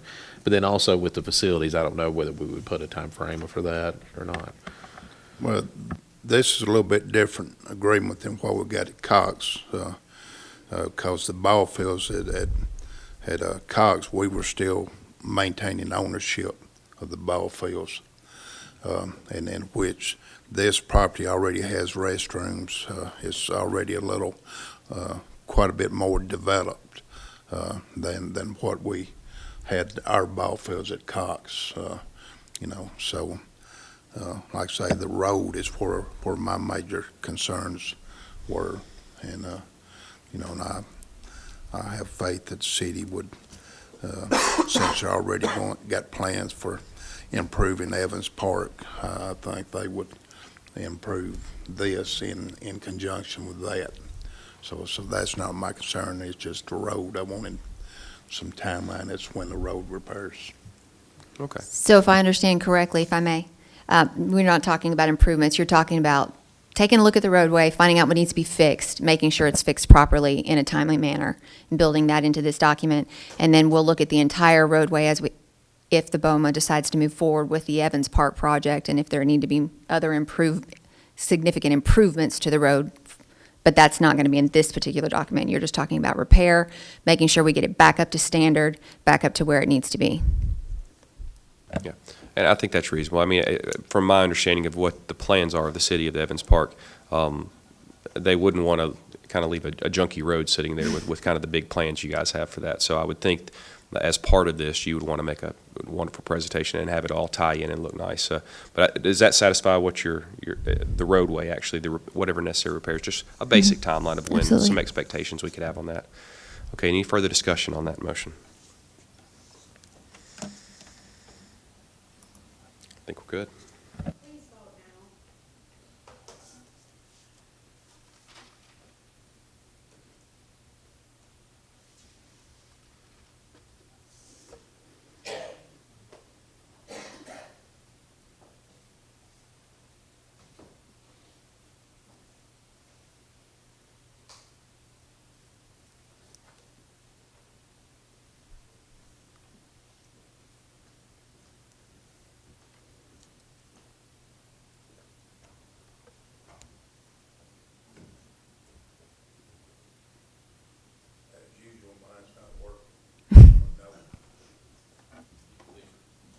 Or Mr. Dudley is no on that, How about yes? and Mr. Bates is a yes.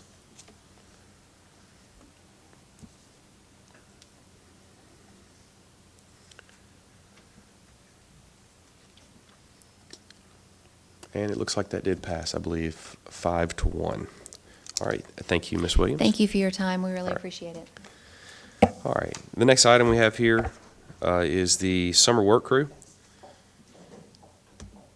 And hopefully everyone's had a chance to look at that.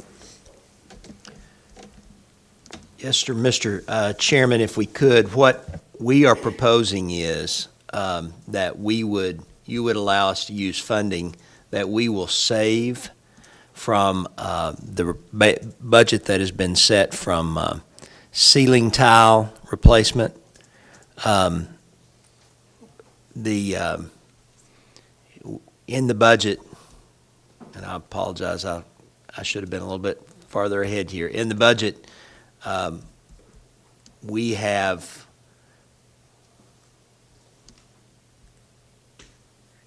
I apologize. I thought I had that right here on my notes. But we have several $100,000 for ceiling tile replacement. That's because I'm on the wrong, pardon me? There it says on summer work crews. Yeah, I'm on the wrong one. Let me catch up. I apologize. Summer work Mr. crew Breeden, can I, if I'm gonna cut you off here real quick, Okay. but in talking to the committee here, I think we've got several bids here, or kind of projects, and I would, if the committee is okay with that, I think we can kind of talk about these together, and unless somebody wants to pull them out and discuss them separately, I believe everyone should have had a chance to review these, and I think they're kind of straightforward. We had the summer work crew. I think the next bid was the ceiling. Okay, is that under or is that separate from the ceiling tile? Then the purchase of the concrete, the restroom upgrades at, what was that, Highland Park, and then some canopies, some flooring, HVAC pumps at Hampshire, fire alarm upgrade. I'm not sure where to start, or we can just go through all of those here.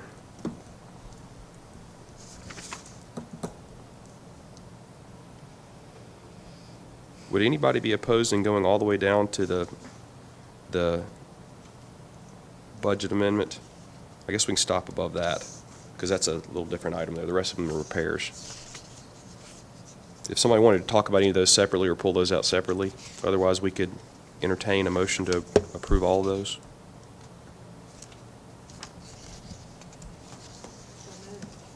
Ms. Kinzer? I know that's making it difficult on you. But so basically, we're taking all of these items that were the repair items here. Yeah, I will second that. So I think that's the approval of items 7 through 18. Yes. Yes, sir. So items 7 through 18.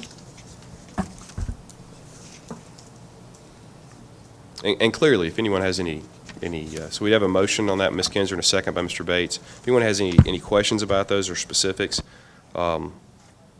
as far as I've reviewed these seem like repairs that just need to take place. I don't see anything that stands out to me.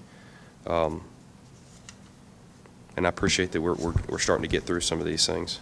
And I think we've shown you where all the funding's coming from, Yes, so. Any committee members have any discussion of these? Mr. Bates? Yeah, I guess probably the one that may need a little bit more discussion is just the roof replacement, because that is a pretty substantial amount. Everything else looks like to be pretty minor. That is almost a $3 million bid. I've read the information, and I believe I understand what is going on. As far as the funding, these are some things that were maybe some of it was further down into the $30 million list. Is that correct? Some of the repairs on the roof, the actual Whitthorne was in the $30 million list, and some of the other repairs at Culleoka were in the $30 million list, and in a couple of subsequent years. There is one small section of the roof that actually there's, how many years of warranty left? There's 4 or 5 years of warranty on a small section, but they've recommended that we go ahead and replace it now while the crews are there. We would have savings by doing that. And this is based upon the company that, is it Remkus? Not Remkus. It's Rinks, yeah. Rinks that came in, and they kind of, we had the EMG, but they kind of helped from a They little actually bit went more out- expert level of what Inspect- are your priorities, and you all are relying upon that as far as these particular Yes, sir. projects. And we have those gentlemen here tonight, Jason and Patrick Rinks, who are the engineers with Rinks Engineering, who actually did all the work. So if you have Well, any I'm- questions for them, they'll be happy to And I'm answer good those. with, again, still the motion that's on the floor. I just wanted to point out that may be one thing that committee members may have some additional questions on. Mr. Atkinson? And on the roof repairs, you did take 3 bids on that too, didn't you? There were bids, yeah, There it were was put 3 out for bids. public bid, advertised, and there were 3 bids, yes, sir. And Rinks is the all in the middle? No, Rinks is actually the engineering firm who did the design and put it out to bids. The actual Okay. recommended low bidder is Maxwell Roofing. Maxwell Roofing? Okay. Yes, sir. Yeah, Rinks is the engineer who designed the roof replacement, and they'll be overseeing the work. Okay. So if we have problems, we go to Rinks. That's right. Well, actually, long-term, Maxwell will be the one we'll go to for warranty work and those kind of things, but you guys want to explain how that works, one of you? I'll let one of them explain how that They are a works. yeah. good company, a reputable company. Maxwell Roofing, I think, is one of the most reputable roofing companies in Middle Tennessee. Yes, we have used Maxwell before. They've done school systems before. They've done quite a few for Williamson County and then also for Putnam County. So they are familiar with doing schools. And some of these schools will have to be re-roofed while they are occupied because just the sheer volume of it. So they are familiar. We have used them before and have a very good track record. I believe we did recommend the 20-year warranty. Basically, how that works is they will install a manufacturer who will stand by the warranty for 20 years. Max will be on the hook for the first 2 years, and then it reverts to the EPDM manufacturer for the remaining 18 years.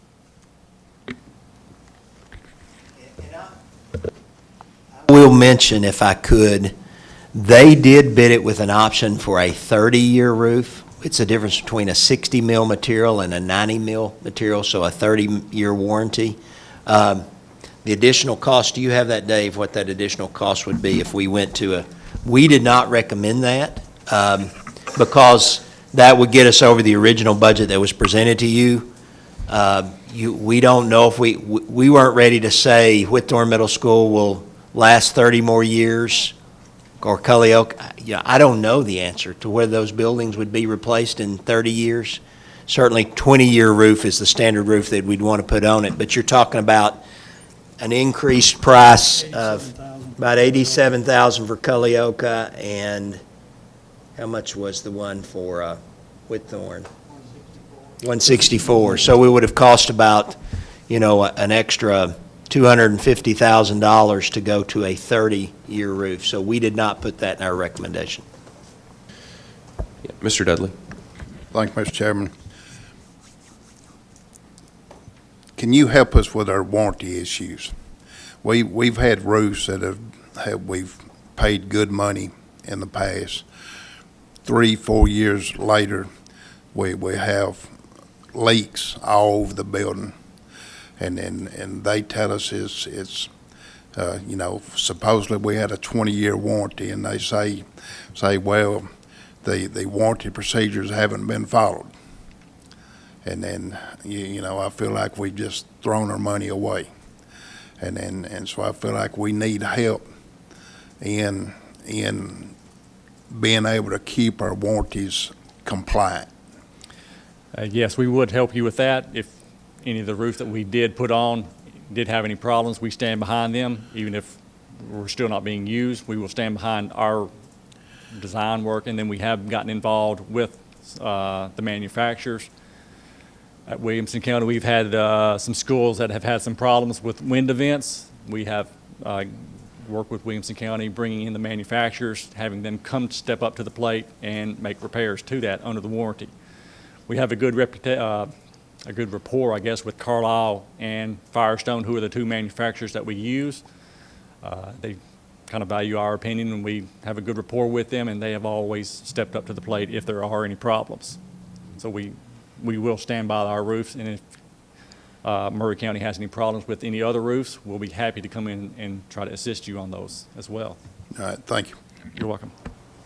Mr. Chairman, if I can just jump in, because I know we haven't done roofs for a while. It's been about 3 or 4 years since we did the last roof, and so we haven't walked through this process. Basically, when we put a roof out to bid, before we used our architectural firm, you remember we had an architectural firm who did everything for us. They designed the new roof, wrote the bid specifications, put it out to bid, and then did the contract administration to oversee the work to make sure it was done the way they designed it. That's what Rinks is doing. They're the architect on this roof.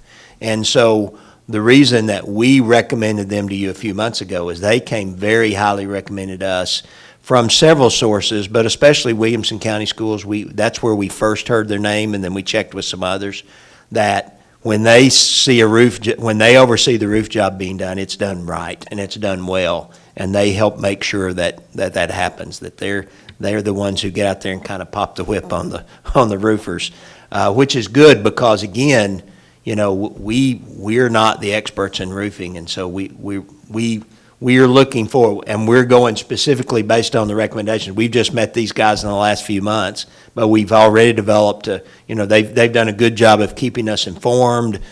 Dave's walked through some of the situations with them, but feel based on recommendations that we will make this process better than it's been in the past. Thank you, Mr. Chairman. Another issue we've had as part of your looking at these roofs and determining the needs and all, are you also looking at the other structural needs that go along the catapult walls and stuff to determine if we have any problems there, the capping and everything? Yes, we are looking at the capping, and then also at masonry walls above your roof. At Culleoka, one of your main problems is where the gym masonry wall goes above the roof. When we talked with some of the maintenance staff, they said they've had leaks through there. So we are taking care of those above the roof for the most part. We are trying to address those as well and trying to assist you in getting the building envelope done as well. And then at Whitthorne, we are also trying to do some additional repairs above the roof, and then where we have some suspected areas with our masonry just a little bit below the roof line. We are addressing those in these two roof replacement projects. And let me just jump in with one more piece of information. At Culleoka, if you're familiar with that school, when they did the addition, they used quite a bit of a product called EIFS or Drive It on the walls below and above the roof. They are addressing everything above the roof. We are not, this job does not include replacing anything below the roof, but I think this actually is replacing that material. It's not replacing, it's doing some repairs to it. Repairs, And, okay. I couldn't remember all the details. Some of the EIFS or stucco has hairline cracks in it, some voids, and we are sealing those voids in the EIFS, and then we are putting an elastomeric coating on it, which is a temporary fix. It'll last probably 5 to 6 years to try to keep the water out of it. Typically, we are very conservative. We don't like to have anything pervious above a roof line, and that includes masonry, eaves. We like to go with a metal or something that's impervious, or EPDM membrane up on the side. Something that's not going to be a maintenance item for you and that you don't have to fool with anymore. So we're trying to make things as maintenance-free as we can. All right. I appreciate that. I'm actually going to change gears a little bit on this and on another item here on the paving repairs. So you're not a paving guy, so you can step back on that one. Thank you. I just want to be clear, and again, this one's was for the $18,500.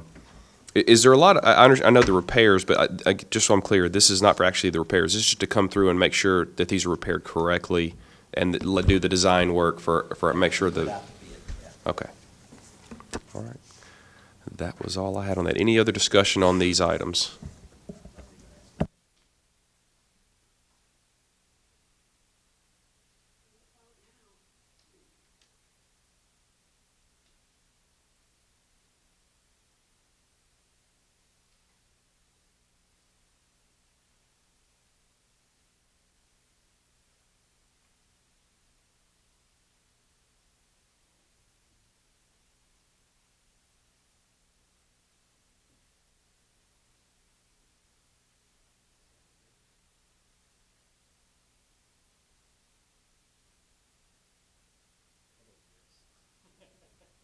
All right, Mr. Bates is adding a verbal yes to that.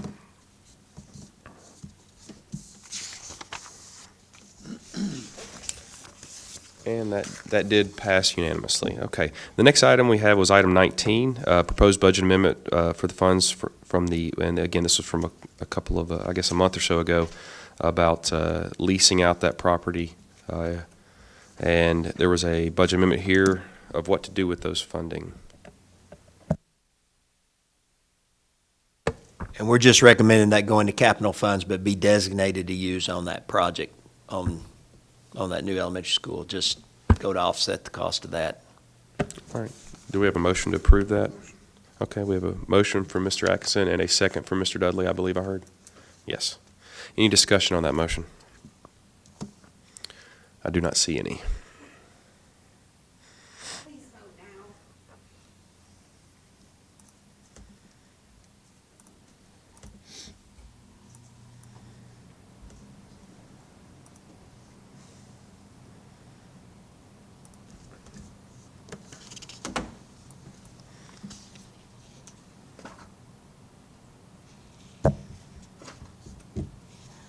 And it looks like that did pass unanimously. I'm jumping the gun a little bit, but whatever. Okay. The next item we have is a discussion on planning for a comprehensive look at zoning. And there was an attachment on that, and I don't know if the superintendent wanted to get into that, or Mr. Breeden, or anyone else.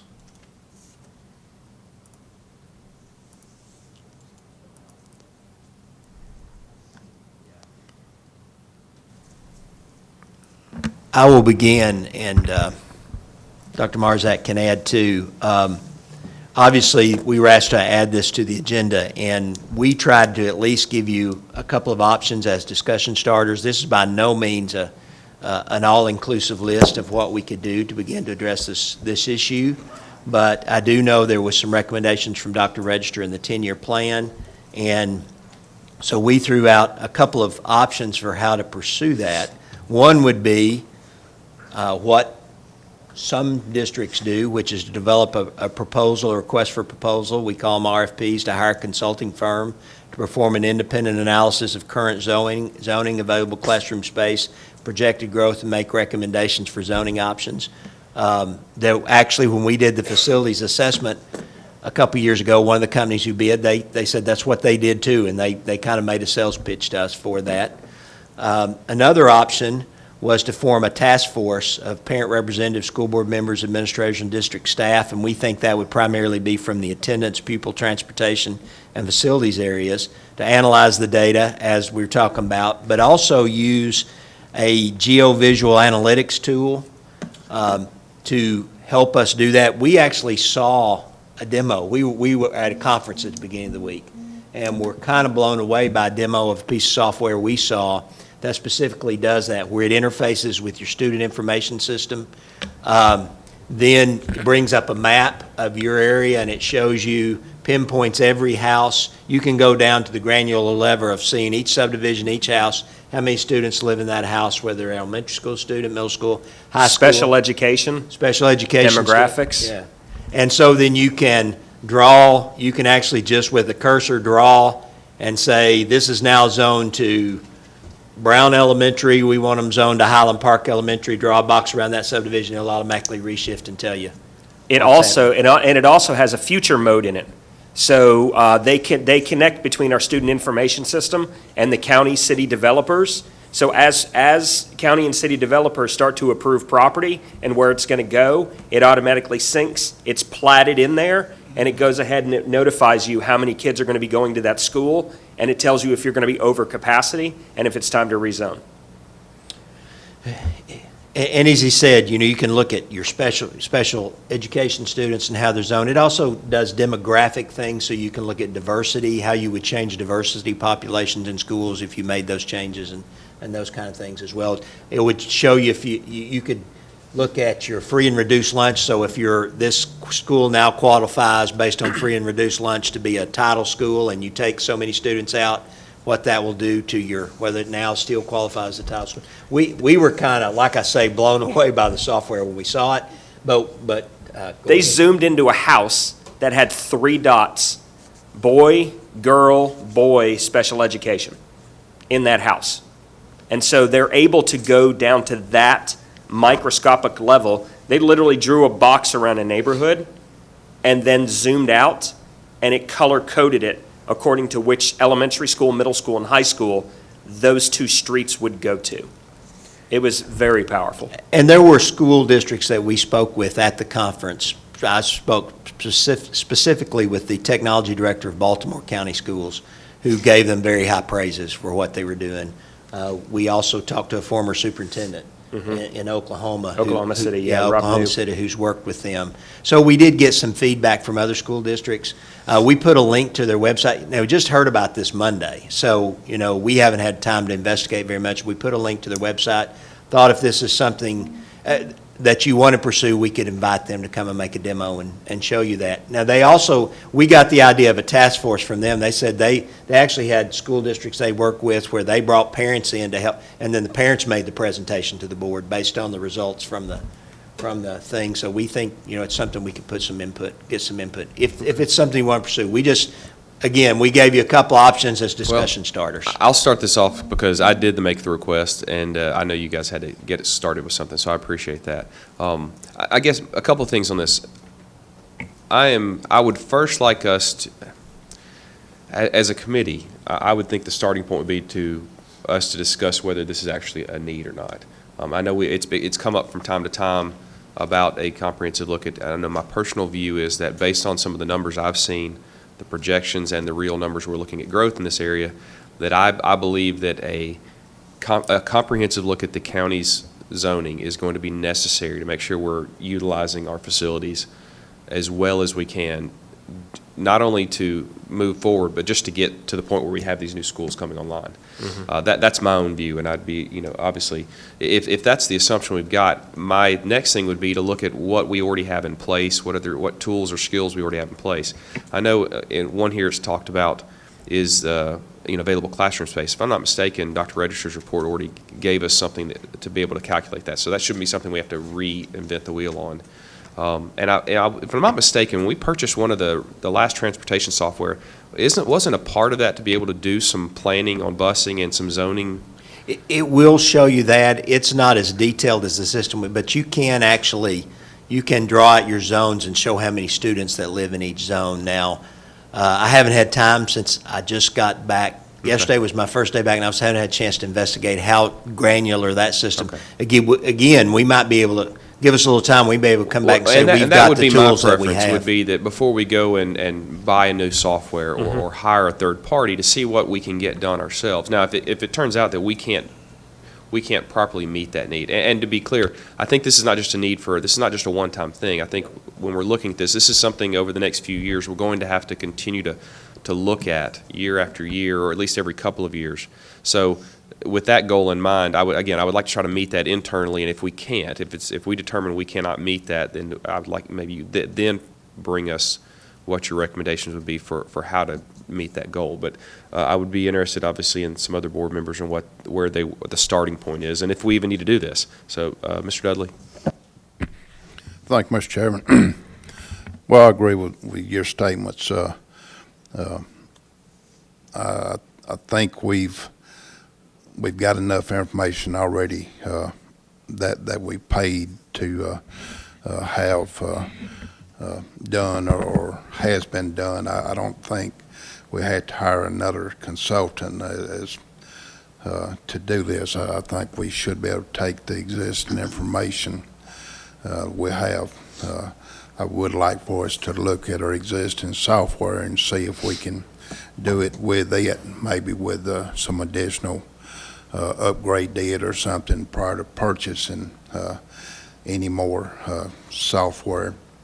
But oftentimes rezoning, we only look at it when we're in a crisis mode, and I think that's doing a disservice to the community. We need to plan our zoning just like we plan anything else, and so staff needs to bring to the board zoning plans and say, in 2 years we're going to have this problem, in 3 years we're going to have this problem, so that we can make the necessary changes before we get into a crisis, and that way we're able to give the constituents some more time. I know our last rezoning issue, basically we was able to give them 2 months, and then, we had some upset people, where if we're able to tell people, a year in advance, it'll make it a little easier. I mean, I know there's still going to be some hard feelings among some of them, but, like I say, we need to be able to plan it, and so I think we do need to look at it, and so I sort of like option 2, and I'd like for the staff to, develop a plan and come back and tell us what tools you need to do, and then where your concerns are and everything. And that's the reason tonight for 20 to be on here is because we want you guys to understand that we're already starting to have these discussions internally, and we want you guys to start generating your thoughts about what direction you'd like to go. Yet, go ahead. I'm saying it again, not a fan, but I think this is critical. It's something we're going to have to do. And going back to exactly your statements, Mr. Dudley, is the sooner we can get it, sooner we can talk about it, sooner we can inform parents, the more foreknotice that we can give them. I think it's the less people that are going to be at this podium raising their voice at you guys, and that's what I want to prevent. That was part of the reason for bringing Thought Exchange to the table at the board meeting the last session, was to give as much people as much input so that they feel like they've been heard, so they can kind of internalize it and they don't come to this podium. So I want to prevent that from happening to you guys. Granted, we're going to have some.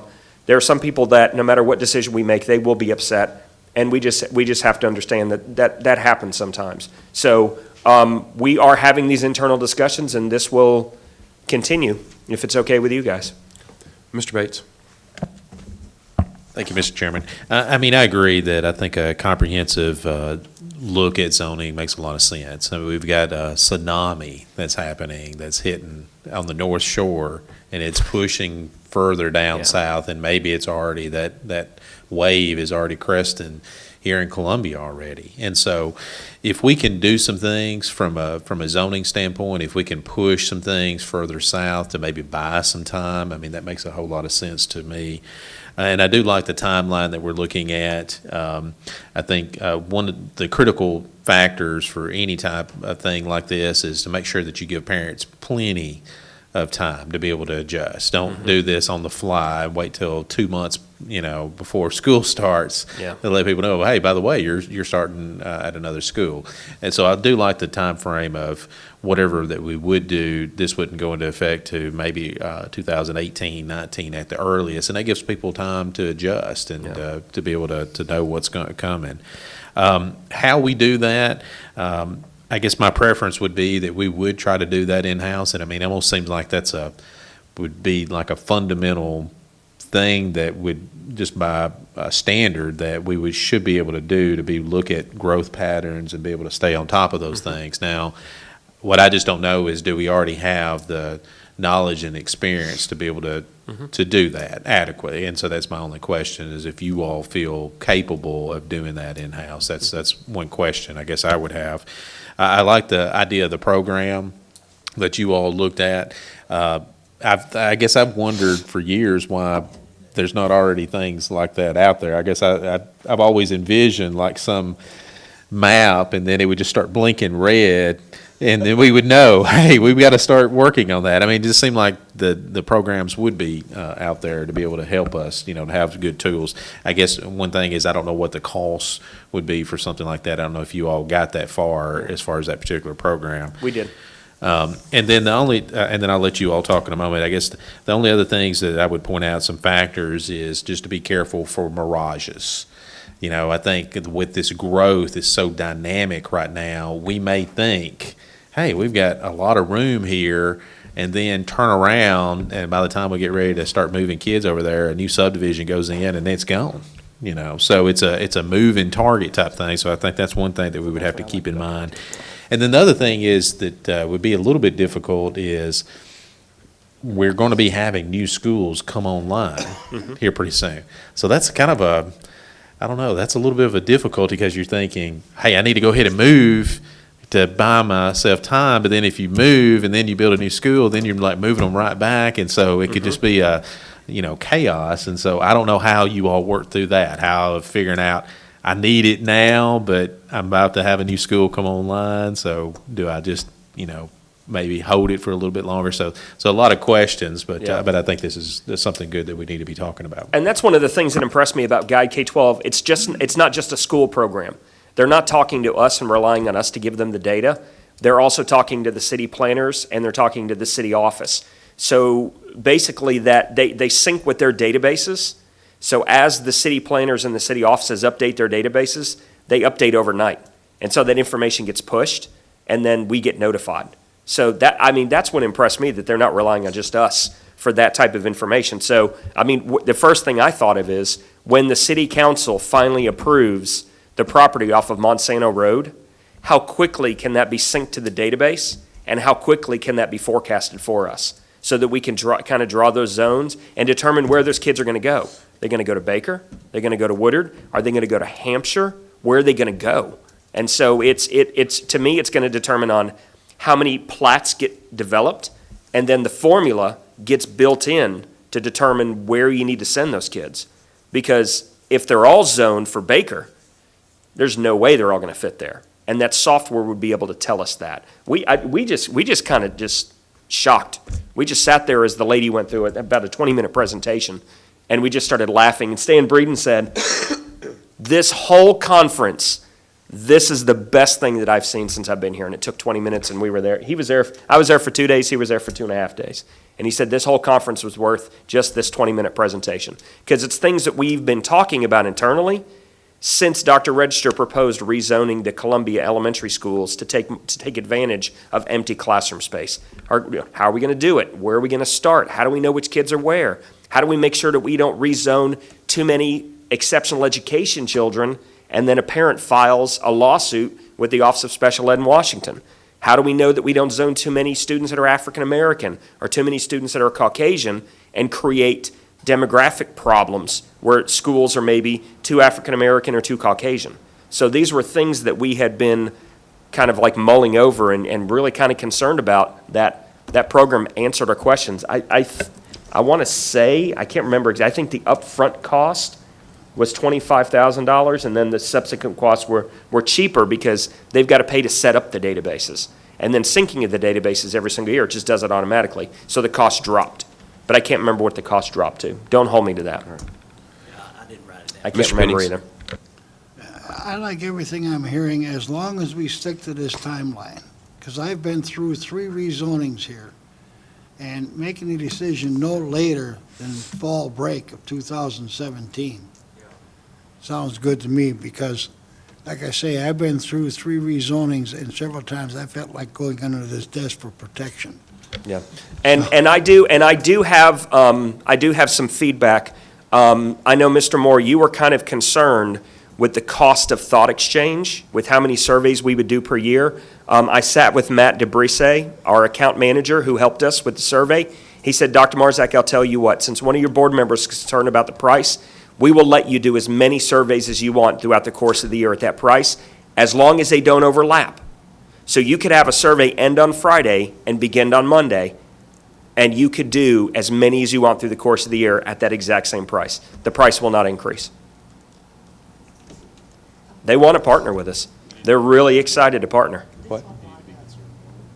I just start making these concerns often. Yeah, Mr. Bates. He said that was a valid concern, and they hear that a lot.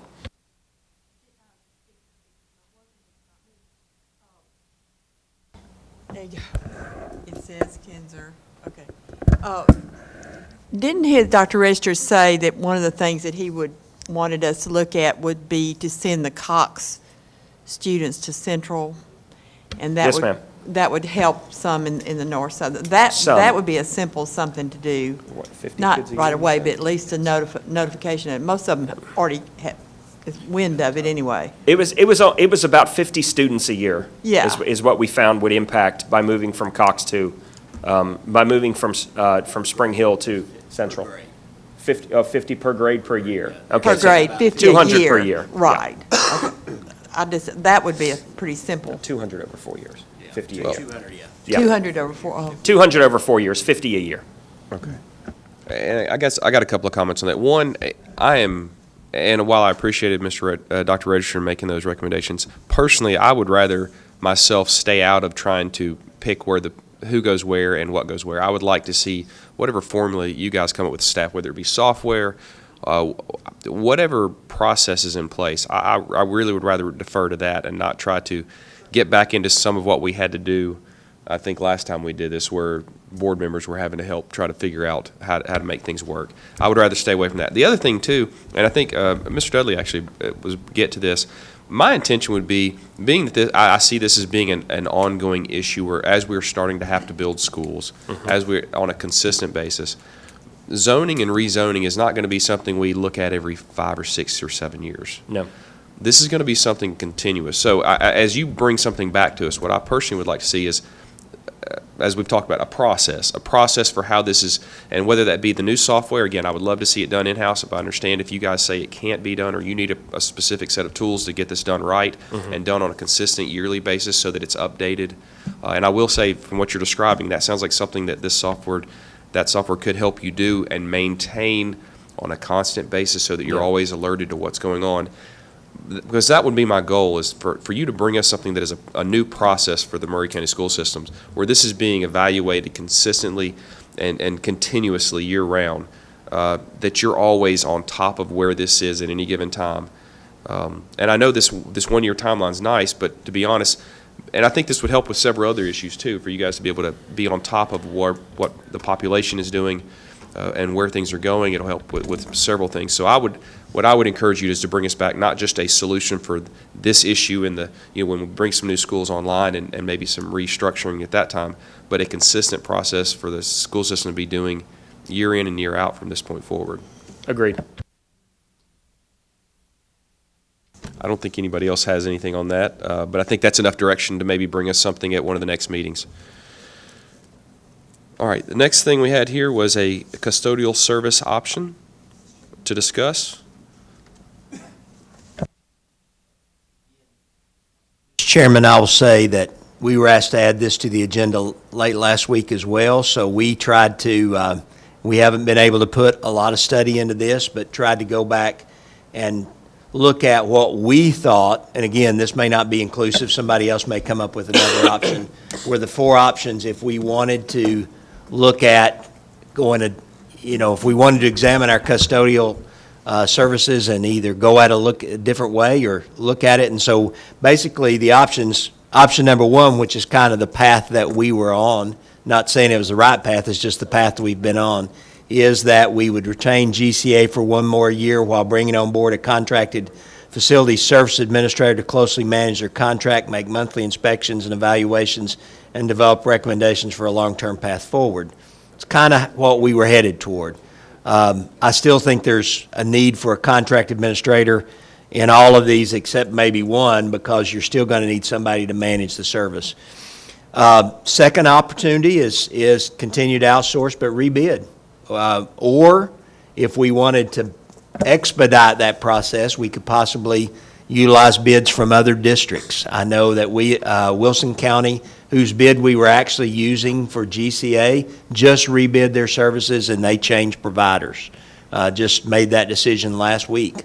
I've asked their financial director to send me a copy of their bid documents. He hasn't done that yet, but I think that could be borrowed if we just wanted to use that bid. Tried to list some opportunities and challenges with that. Obviously, at this late date, our contract with GCA renews July 1. They've already put together the schedule for summer cleaning. That's when we primarily strip and wax all of our floors. They do all the deep cleaning that they do of the buildings while school's out. I've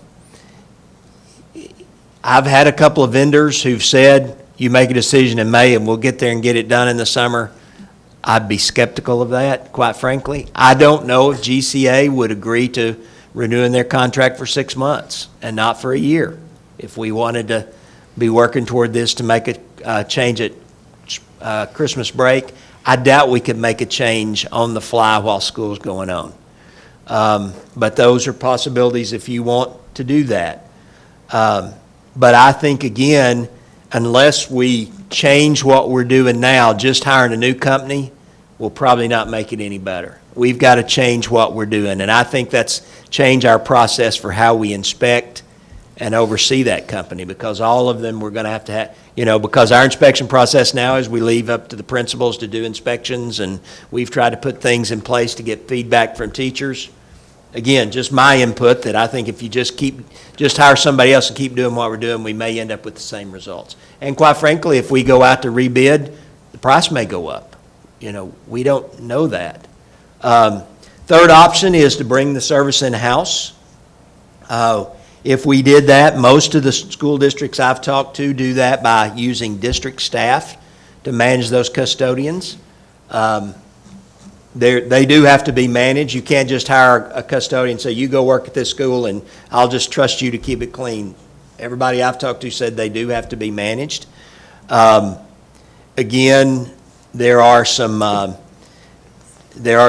advantages to that, and we've listed those advantages too, that we think opportunities is what we call them, with increased control and direct reporting.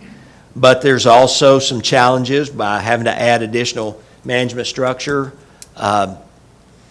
GCA uses 2 managers to manage the 75 custodians they have working with us.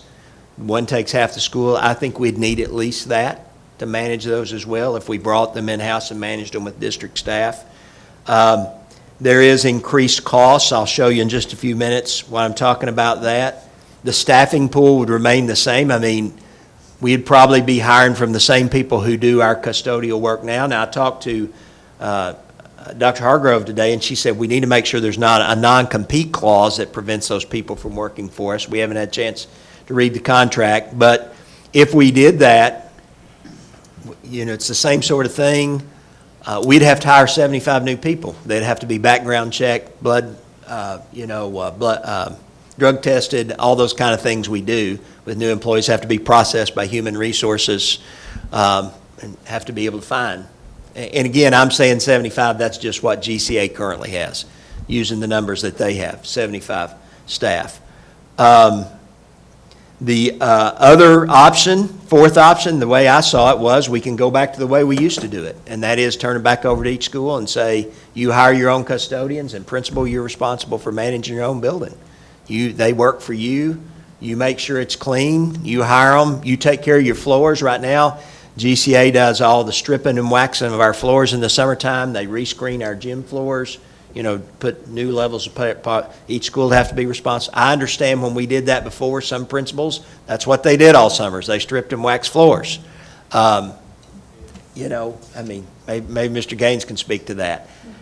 You know, again, the challenges of that, is that what we want our administrators doing? And then you still got the same cost, because the other thing we talked about is you got to have some system, and GCA supplies all the cleaning supplies and the paper products, so you got to have some system in place to order those and get those. You have to go out and get pricing and get bids on those. Also, they own all the equipment. Now, we had equipment. I don't know what's happened to it over the 7 years, but there's very little of that equipment left. And because I'm not here, I don't know if we sold it to Gov Deals. I don't know what happened to the equipment. Pardon me? GCA may have bought some of it from us. They bought some of it from us. So, you know, that equipment's gone, so we'd have to buy those too.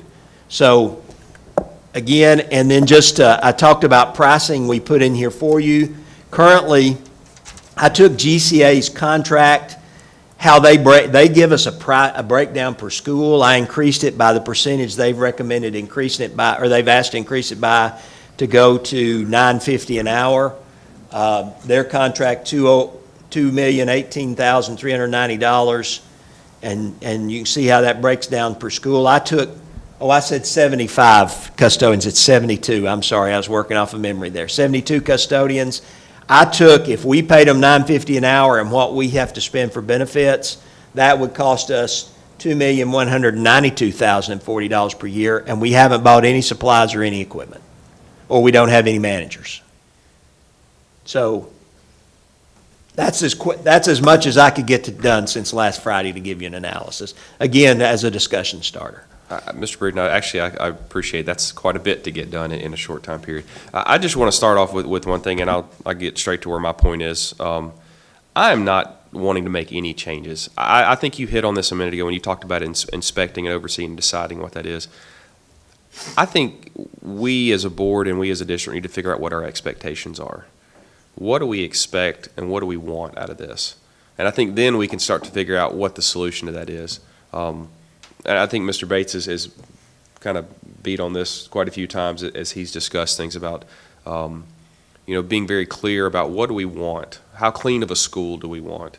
And then we can start figuring out how to get there. So to me, making a change right now, I don't think is going to be a magical solution. I think we could bid it back out and we'd be in the same boat if we don't fix our expectations. I think we could bring it in-house and we'd be in the same boat if we don't fix our expectations.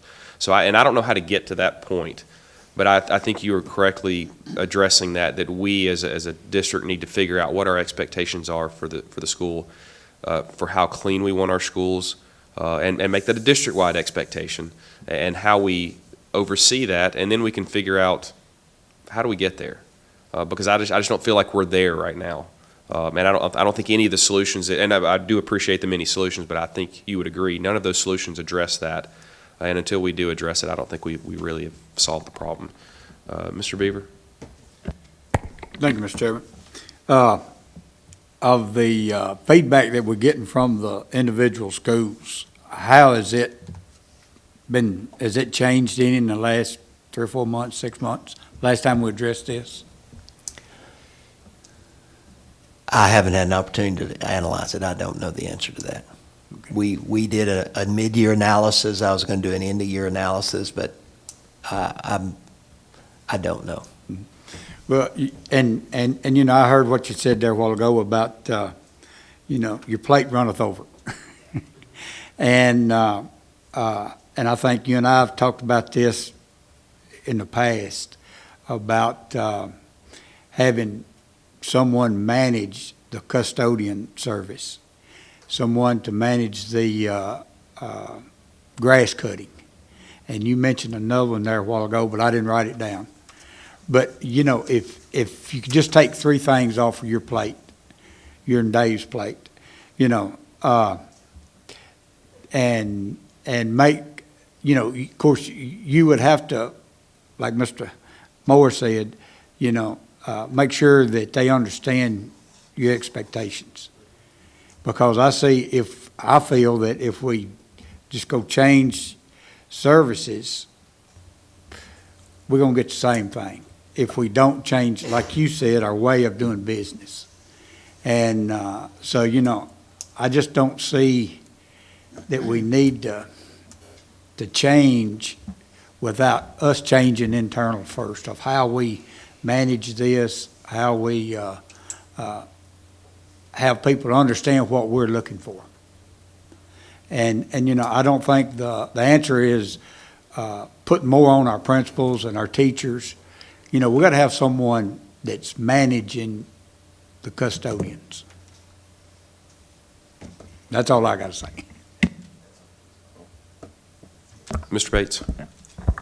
And I appreciate you doing the work that you did do in such a short amount of time. That was not really my goal. My goal was just to have discussion tonight and just get some input from committee members to then have you go and start exploring those goals. I didn't want to wait. Yeah. I didn't want to wait till the last moment, because that's what sometimes we get up to that time when it's time to renew a contract, and then we feel like we don't have any options. And it just seems like to me that if we were going to explore, if that's what we thought that we wanted to do, we needed to start that process a little bit early on, so that we do feel like maybe we end up staying the way things are, but at least we've kind of explored. Maybe there's some other options to explore. As far as expectations, respectfully, I believe that those expectations are already there. This is very straightforward, very simple. We want clean schools. I mean, it's not complex. We just want clean schools. We want our teachers to have clean classrooms. And what I don't know what perception versus reality is. I mean, is it perception one thing and the reality is that all the schools and the classrooms are clean? I don't know. But there's a disconnect. That's all I do know. I know that we've had past problems based upon the reports that we're getting as far as the schools being clean. And what prompted this for me was the roundtable discussion that we have with the teachers. This was not our prompting. This is something the elementary teachers that we met with, when we were asking them, hey, are there questions or concerns? That was a concern. That's already out there. They have high expectations for their classrooms to be clean. There's no solving that part of the equation. It's whether the expectations are getting fulfilled or not. And what I asked is, all right, so the people that are here, have we seen some improvement? That was one of the questions, because I know that we've been talking about that. And I think I was kind of spotty about maybe there were some improvements that they were seeing in their classrooms. But then I asked them the real question is everyone, by show of hands, I asked, are you all satisfied with the cleanliness of your rooms or not? And every single one of them, I think, I didn't count every single hand, and we were in a pretty large group of people. All those teachers raised their hands. Almost, maybe not, maybe one or two didn't, but it seemed like every one of them raised their hands and said they were not satisfied with the cleanliness of their rooms. So again, I don't know where the breakdown is. I don't know if that's a perception that's holding over. Maybe the rooms are being cleaned, but that's a fact for me, that is the feedback that we're getting from the frontline customers, is that they're not satisfied with things. So that triggers the obligation of this board and this committee to do something. We have the obligation, if things are not being done according to expectations, we've got to do something about it. Now, our options are, we can continue on and we can give more time. And that may be an option. Maybe we see that, okay, maybe we're making progress and we continue on with the same path that we're on and see how things are a year from now. Or we can do something else. But I do think that is an obligation of this committee and this board, that if our expectations are not being met and the expectations of our teachers are not being met, we at some point have to do something different. We can't just continue to do the same old thing. And what that answer is, I don't know, but I just think it's healthy to start having these discussions prior to the last moment where we feel like we have no other choices. And maybe we've already waited too long now, and it's already that the contract's coming up in July, and maybe we don't have a choice. I don't know. We may be locked in for another year. If that's the case, maybe that gives us breathing room to give them an opportunity to really turn things around and start changing things, where our customers, the people that we serve, our teachers and our parents and our communities that are inside the schools, are starting to be satisfied with the cleanliness of our schools. And so maybe maybe given more time, maybe that's the answer. I don't know. But I just feel like we as a committee, as a board, have to start. If expectations are not being met, we got to do something. Thank you, Mr. Chairman. Well, I agree with Mr. Moore. I'm not ready to make a drastic change. I would like to see some improvement. And if we need, I understand that Mr. Breeden and his cohort there are overworked.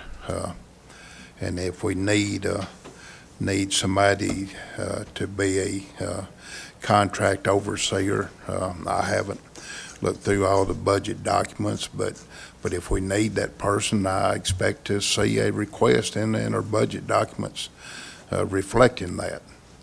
And you know, I can see the need for it, and if we do provide that person, I think that person needs to be flexible with his hours. And most of our janitorial work is done at night and in the evenings.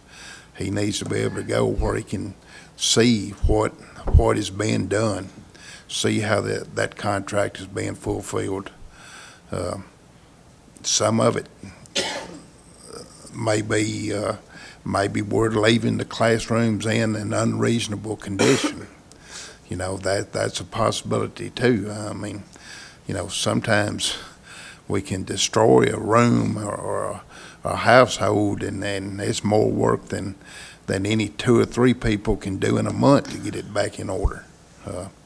So, you know, we had to look at that too. Are our teachers leaving the room in a reasonable condition where it can be cleaned in a reasonable time frame that complies with the contract? But I think if we try and start over, I think a new firm, we're going to be faced with the same issues. If we try and bring it in-house, we're going to be faced with the same issues. Earlier in the week, we had a presentation about our substitute teachers, talking about hiring. You know, we're going to be hit with trying to hire from the same labor pool as everybody else here in Murray County. And I can drive up and down the road, and just about every window has got a sign in it, now hiring. And then so we're going to be trying to get the same people. And, you know, for us to get 72 people, it's going to be tough, even if we were to decide to bring it in-house. And I think would definitely be short on time to do it this year.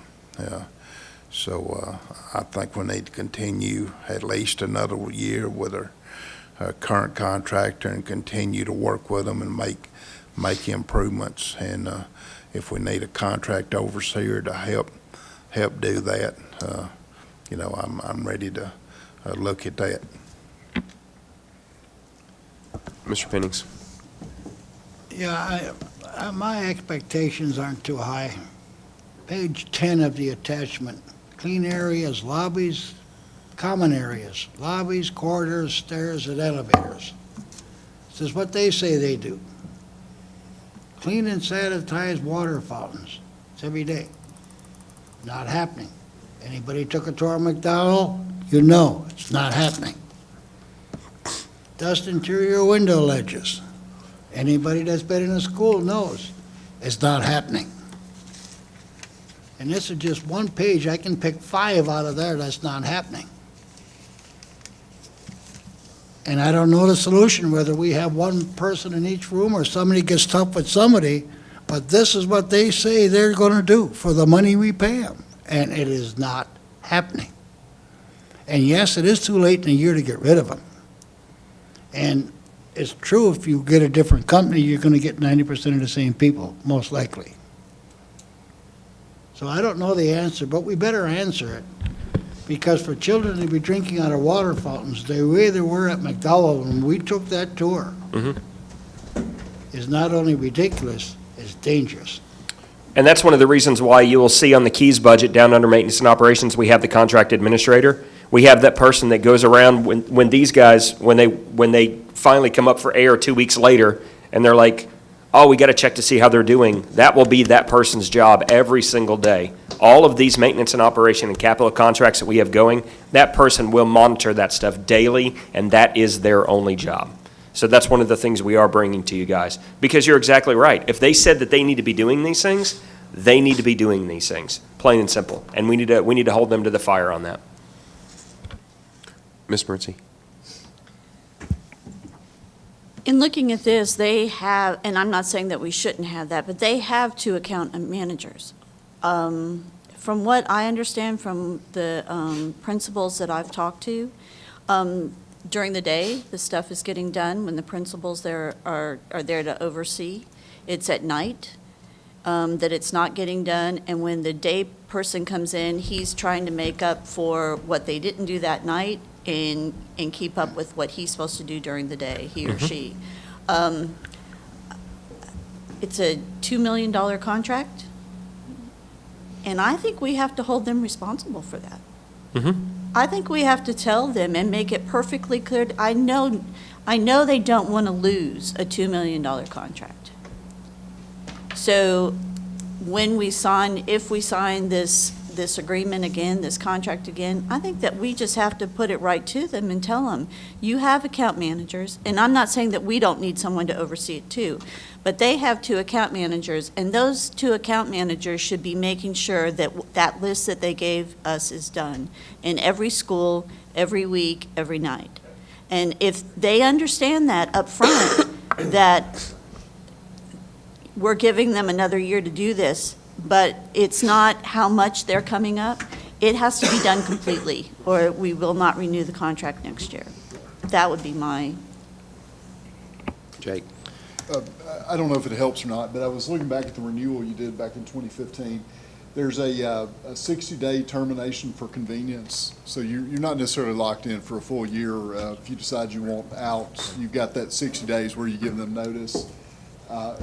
And there is a provision, a 1-year ban on hiring their employees, but it only applies to management personnel. So it wouldn't prevent you from hiring the actual custodial personnel. So I just wanted to throw that out there. And if I could just say one thing, Mr. Chairman, I've tried to wait until all of the board members have spoken because you've all made excellent points. Let me say, I don't disagree with anything you've said, and I am in no way saying we can't make it better. I believe we can make it better. We've tried to do things this year to move down that path. We've done surveys.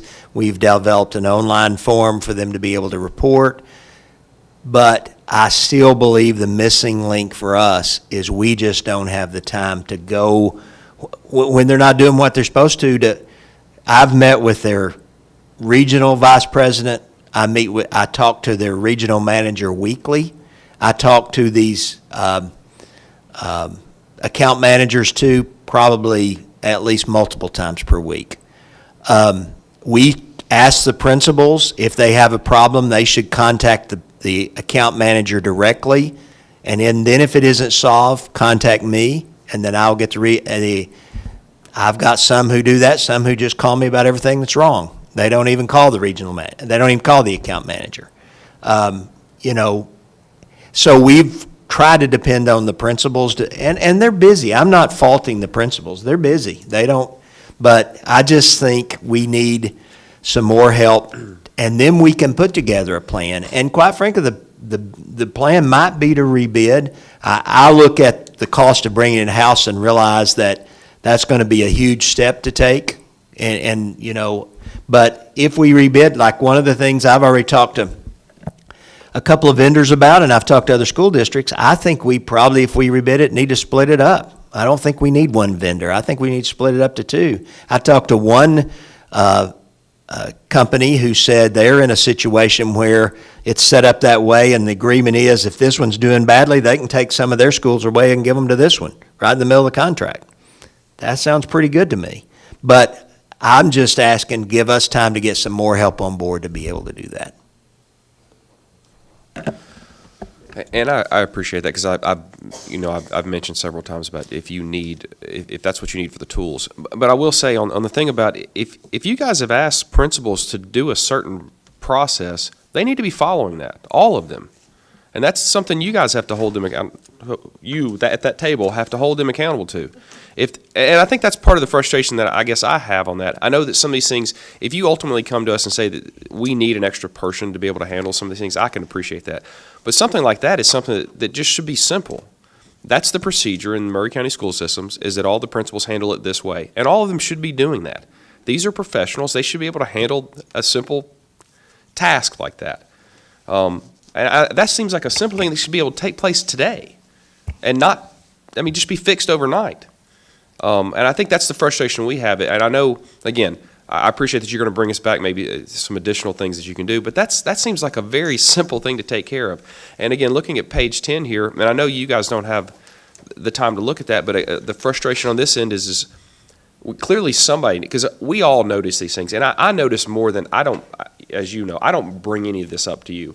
Some others may do. I don't. But I notice, and I'm looking at this list, I think Mr. Pennings was very conservative with his, I can spot 5 on the list that aren't being done. I could spot well more than 5 at just a few schools.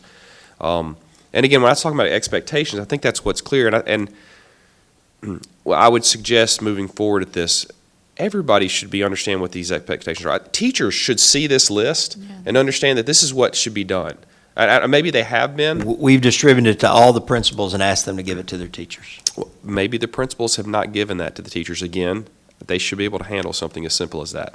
But again, I think this is the teacher should be able to say, hey, they're not cleaning my window ledges. And that's a very simple one-line thing, and they can report that as appropriately because they know they have an expectation that the cleaning people are supposed to be doing that. I think that's where this communication can start get back to where it needs to be, where everyone is working from the same sheet of what our expectations are. Now, maybe we need to modify those later if we feel like that, but if we're all working from the same expectations, because the problem I always had with when you talking about is your room clean, that could mean a lot to a lot of different people, to be honest. I mean, really it could. You could have someone that says, it's clean enough. And then there's some people that say, no, it is not spotless, and that's what my expectations are. Which is why I think it's very important that we all understand what the true written expectations are, and all the parties involved understand what those are. The cleaning service do. As a board, we understand these are expectations. Teachers need to understand that. And I think we can all then begin to figure out what needs to take place to make sure those are met. That was why I keep harping on the expectation part of that. Ms. Morency? At the teacher roundtable, just for your information, we had probably, in the elementary, we probably had 35 teachers, and they were very surprised to see this list, and that covered all the schools. They had never seen this list. So that was one of the things that surprised me. They didn't know what was supposed to be being done in their classrooms, and they were really surprised to see this list. And in fact, they were taking pictures of it on their phone so that they would have it. So maybe that's where part of the breakdown is, that we need to give it to the teachers and the principals and. We did a email to the principals, several things, and this was included. At the start of school, we do a beginning of school, here's all the things. This includes the account manager, which schools they serve, what their phone number, email is, and then it has the cleaning expectation to it. Now, the reason we've done that is we can't have every teacher calling the account manager. I mean, so that's why every teacher has on their desktop if they request it. I mean, we tried to load it, and some of them didn't get loaded, and if they don't tell us, because they shut the computers down now, but long explanation on that. But anyway, but they have a form that they can fill it out, and it emails that account manager with what didn't get cleaned in there. Now, I don't have time to follow up with the account manager on every one of those meetings. Did you take care of this?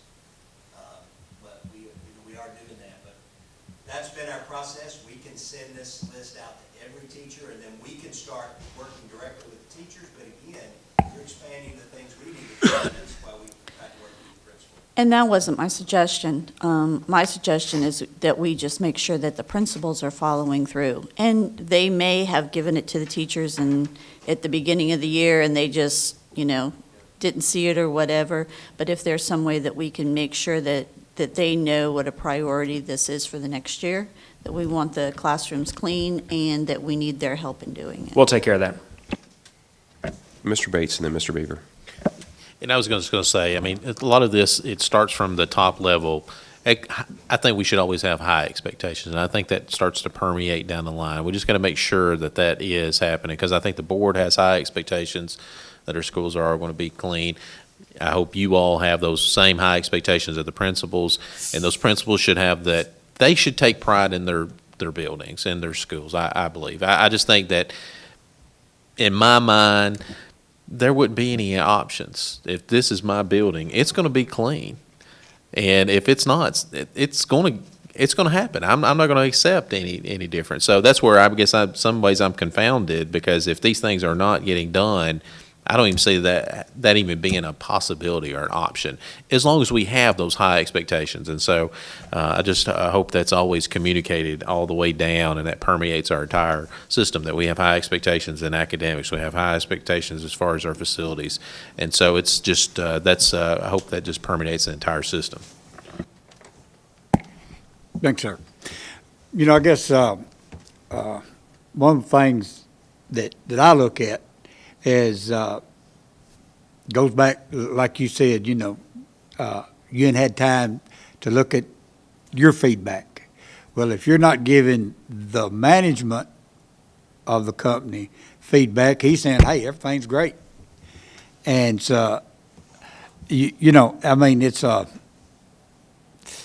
snowball effect, And so, I would say that this could probably solve a lot of our problems if we had one person or two people to make sure that every school is covered, is cleaned. Then they're getting direct feedback from the one in the classroom cleaning to the manager. And that's a good point, Mr. Beaver. And I don't want, again, I feel like I'm throwing principals under the bus, and I don't mean to do it, because there are some principals who, there's one principal, I won't name any names, he's emailing me every week. Now, he's contacting the account manager, doesn't feel like he's getting a response, and when he emails me, I email immediately. In some cases, I contact the account manager. Sometimes I'm doing the regional manager if I don't feel like the account manager is responding, and I'm emailing. So that's what I'm doing. So I've probably hear from 2 or 3 principals pretty regularly. I've got some principals, I never hear from them about their building. So I don't know if that means it's good or if that means not. I have this spring, I've made it a point to schedule and do a complete walkthrough of every school building with every principal. We've walked through Mr. Hall and Murray Ring, we've walked through, we've looked at issues. Murray's made long lists. We've talked with principals. And let me tell you, that's a pretty good task for me to do once a year. To get that done every month would be extremely challenging to get done. But if we had somebody who had, I envision a person who would come in and do that every month, be filling out that checklist, checking with the principal, say what, because sometimes those principals are so busy, but if somebody stopped by and said, hey, what's going on in your building, they'd tell you and you'd be able to get that. So I'm wanting to help them with that, to do that. I think you and I got a mutual friend there that you might be talking about.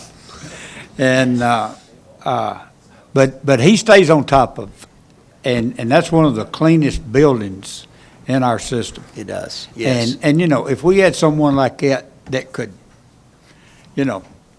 be used across the board, we'd have a different custodian service. I wasn't actually mentioning him because he calls me, he doesn't email. True, I understand. All right. So I'm not sure there's any action on that other than to just continue to refine this and perhaps bring us anything else you want to do that you think will address the concerns we brought up as a committee. If there's nothing else, we could entertain motions to adjourn this meeting.